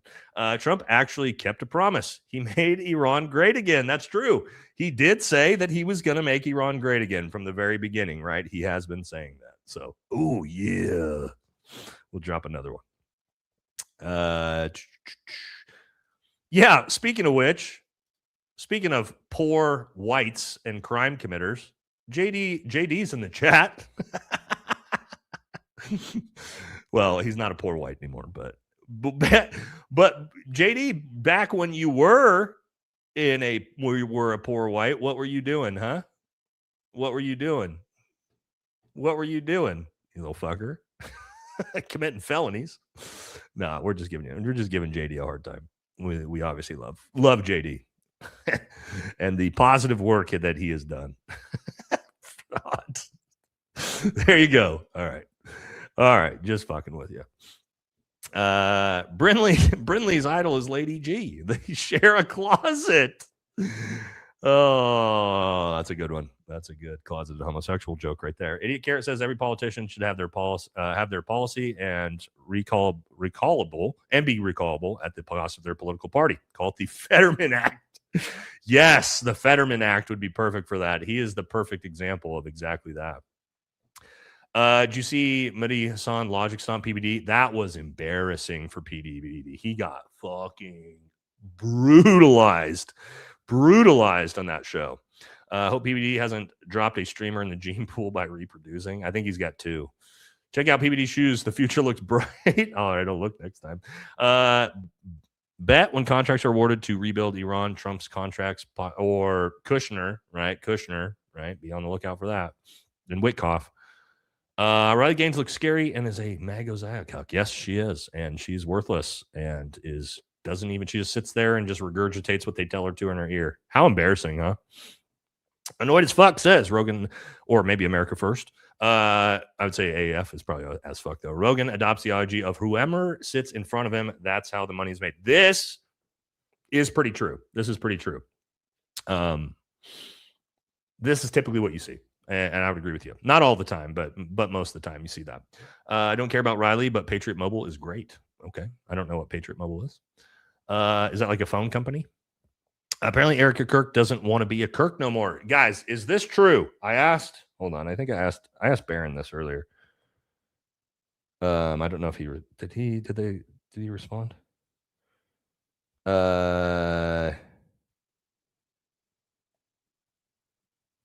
We didn't get a confirmation. But yeah, so I saw this story and I asked Barron and the guys if this is true. I don't know if this is true or not. Have you guys got confirmation on this? I have heard that she's changing her name, or she changed her name back to Franze. I don't have a confirmation on it. If this is true, This is so crazy. This is so crazy. If she went out there and fucking legally changed her name to not be Kirk anymore. I can't imagine this is true, but who knows with her? Who knows with her? But yes, I don't know if this is true, but this is all over X right now. Saw it before we sat down. I can't confirm yes if this is real or not though, but this is going viral right now. People are talking about it, so we'll probably know by tomorrow if it's actually true or not. Please get Ashley St. Clair on. She's talking to everybody that will listen. Is that Elon's baby mama? She left the Republican Party and MAGA. She has a child by Elon. So yeah, she was on Hassan's show, right? I don't know anything about her. I know literally nothing about her. So I'd have to look into her first before I actually had her on the show, because I honestly don't know anything about her other than she's one of Elon's fucking 15 baby mamas. MLK Jr. with TKO, Jasmine Crockett. Facts. Jen says, please tell me you've watched the whole Reckless Ben Lego video scandal. It's wild. Haven't seen such compelling content. Well, Reckless Ben Lego video? Well, I know I can't show Lego videos anymore. YouTube banned them. Let me see what this is. Or Lego. Reckless Ben Lego scandal. Lego scandal. I don't know who this is. I've never seen this guy before. But I'll check it out after the show. I haven't heard of this at all, but I'll check it out. Culture war, running interference with the donor class cuts both ways. Burning Moose says, I just want to remind people that Carmelo Anthony was a champion for Syracuse, while Carmelo Anthony, oh my God. I think most people realize that it's not the Carmelo Anthony from the NBA. I think we're good. I appreciate you, Moose, but I'm pretty sure most people understand that it is not the NBA Hall of Famer. Carmelo Anthony in the Hall of Fame yet? He will be, if not. That is not him. We are aware of that. So thank you, though. Super Lina with the $10 super sticker. Thank you very much. And this great looking puppy dog you got there. Had to go home and bury my doggo last. I hate God, you guys. I hate when you tell me this. It's fine though that you do, so we can empathize together. But there's nothing that traumatizes me more than losing animals. I took a break from reality, missed your shows. Did you talk your wife into getting? Yeah, actually, yeah. Well, is she watching? Hold on, is my wife in here? I gotta be. She comes in and out of the chat when we're in the shows, so I don't know if she's in here or not. We gotta, before I answer that, it doesn't look like she's in here. Me and my daughter have been plotting, and we are most likely gonna get ourselves a ragdoll cat. And that's why I wanted to make sure my wife wasn't in here, because I was gonna say that she said yes, but she most certainly hasn't said yes. But that's how we do things. That's how me and my daughter do things. Is we just that's what we did with Munchkin. Is we just show up, right? So yes, we are planning on getting a ragdoll cat and another Munchkin cat, most likely. Yeah, she's not. I don't think Brittany's in here right now. Hopefully not, or she's going to be like, "Who the fuck? When the fuck did we decide that?" But yeah, I think we are going to do ragdolls, or do a ragdoll. I think. What if she's watching the show? Well, BB. Well, BB. All right, hold on. Well, BB.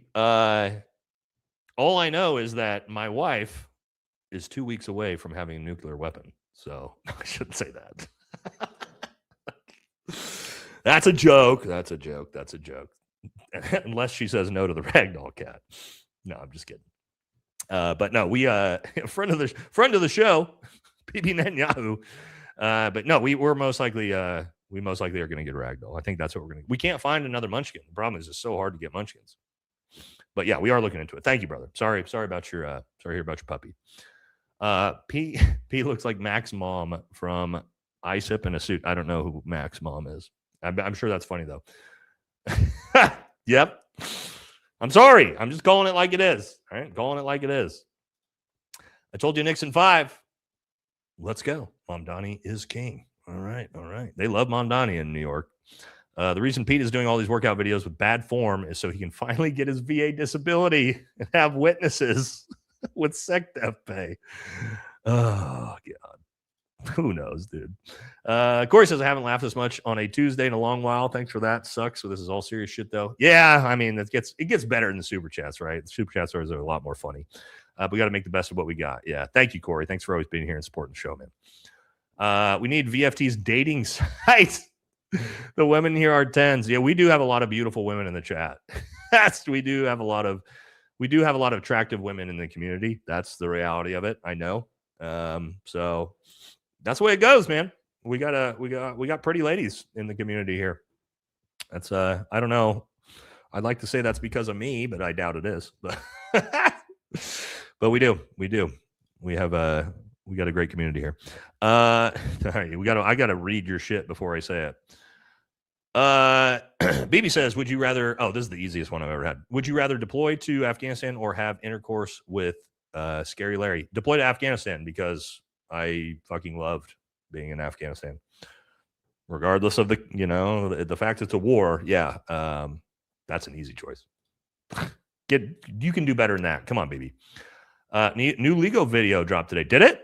I have to look for it. Again, we can't show them on YouTube anymore because YouTube decided to crack down on it, but I'll be on the lookout for that. All right, hold on. Let's see. All right, we got another one from BB.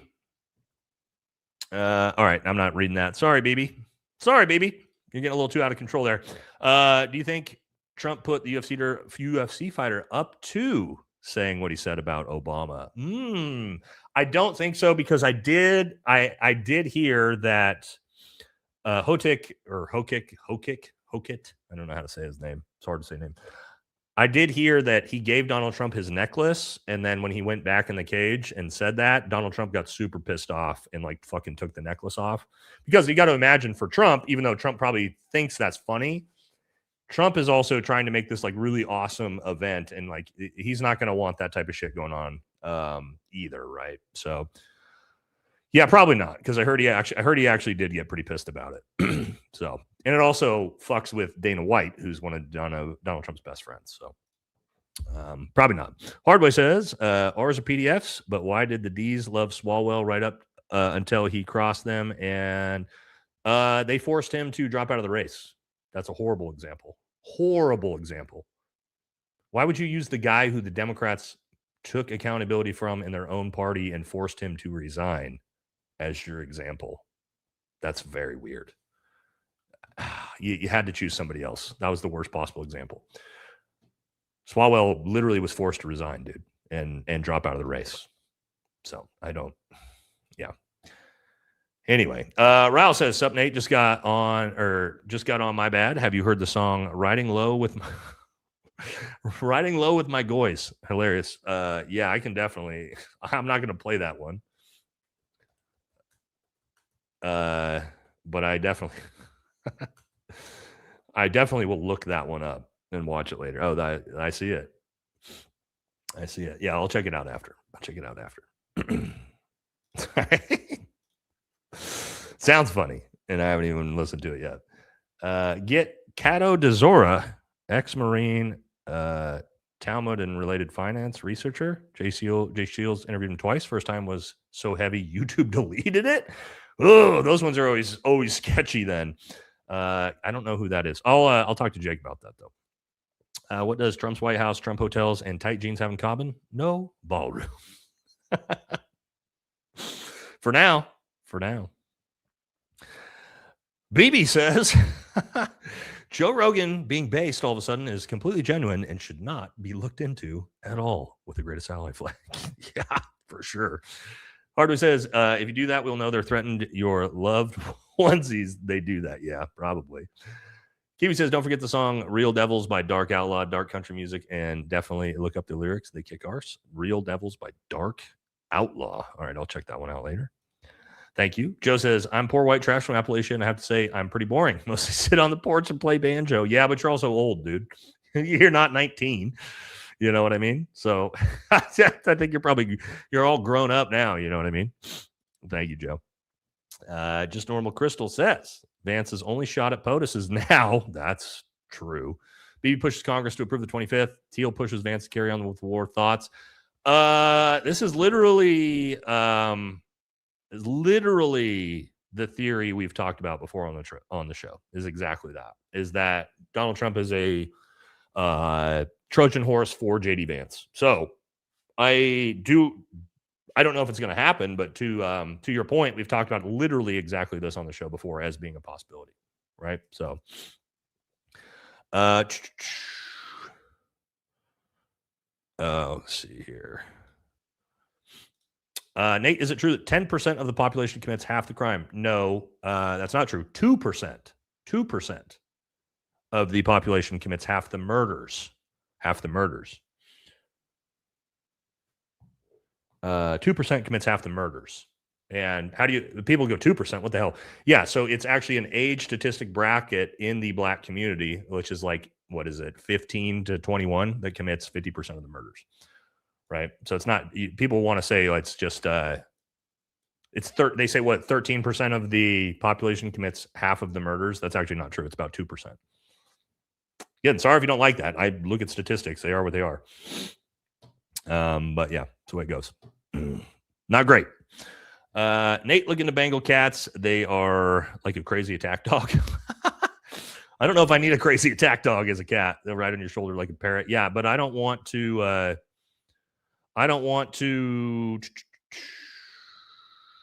get a cat that's going to eat Munchkin. It's going to eat Munchkin. That's not good. We don't want Munchkin getting eaten around here. The point is that the D's knew Swallow was, I see what you're saying, that they knew about his stuff and didn't do anything until he got outed. That would be fair. I don't know how true that is. I didn't know anything about it, but that is 100% a more fair argument that you make for sure. Until they didn't, I wouldn't put anything past them after what they did to Bernie. They risked Trump election to screw Sanders. Yeah, that's true. No, your point you're making here is pretty fair, right? If they knew about his bullshit and didn't do anything about it until he got caught, that is definitely true. Okay. I think we did it. We made it. Two more. Natalie says, I appreciate your content and backbone, my friend. Thank you very much. And then last one, Bengals are cool, opposite of ragdoll. Yeah, I don't need I need a chill cat. A Maine Coon. We thought about Maine Coons too, but they're so big. We need a chill cat. And so it sounds like ragdolls are chill cats, right? At least from what we've been looking at. People have been telling me that they're super chill. But yeah, Munchkin doesn't need any giant, terrifying cat that's chasing her around. So, all right, one more, then we're getting out of here. I got to grab some dinner. Rex Jones, that's Alex's son, right? Had Diane Sarah on his show on Sunday. She's running for 20th, I'm assuming president, as the LP candidate. This might be the cycle we can get a libertarian if Massey backs her. Interesting. Yeah, well, I mean, I think Massey would be that candidate, though, right? But again, we'll have to wait and see. And then one final one from friend of the show, Bibi Netanyahu. Yes, we're huge fans of Game of Thrones. Huge fans. Wait, House of the Dragon comes out. Wait, isn't it? It's not out yet, is it? I knew it came out this month. When does it? Did it drop? Wait, it came out? The first episode dropped? How did I not know this? Holy shit, how did I miss this? House of Dragon Season 3 sets a Rotten Tomatoes record. Hopefully that's good, right? A good record? Yeah, we're huge fans. Wait, why does this article say House of Dragon Season 3 sets a Rotten Tomatoes record? Dozens of reviews are in for Season 3 of House of the Dragon. Yeah. Oh, maybe this is like people that got to watch it. Did they get to watch it early? It says dozens of reviews are in, and Season 3 on House of the Dragons currently has a 97% on Rotten Tomatoes. A single negative review around from 100%. Wow.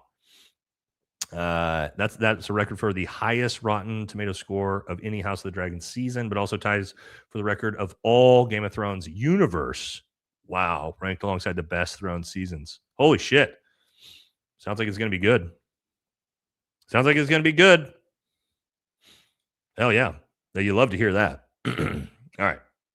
And then last one, the RNC would never confirm Massey, though. Yeah, he's going to fight. He's going to face an uphill battle for sure if he tries to run as a Republican. All right. We did it.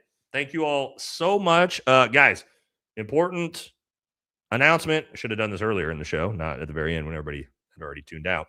We will have no show this Friday. Okay. I'm going to see my sister. Haven't seen my sister in a couple years. So we'll be out of town visiting, seeing my sister and her family. But we will be back Tuesday. We'll be back Tuesday. Okay. So keep that in mind. Won't be here Friday. Be out of town visiting some family.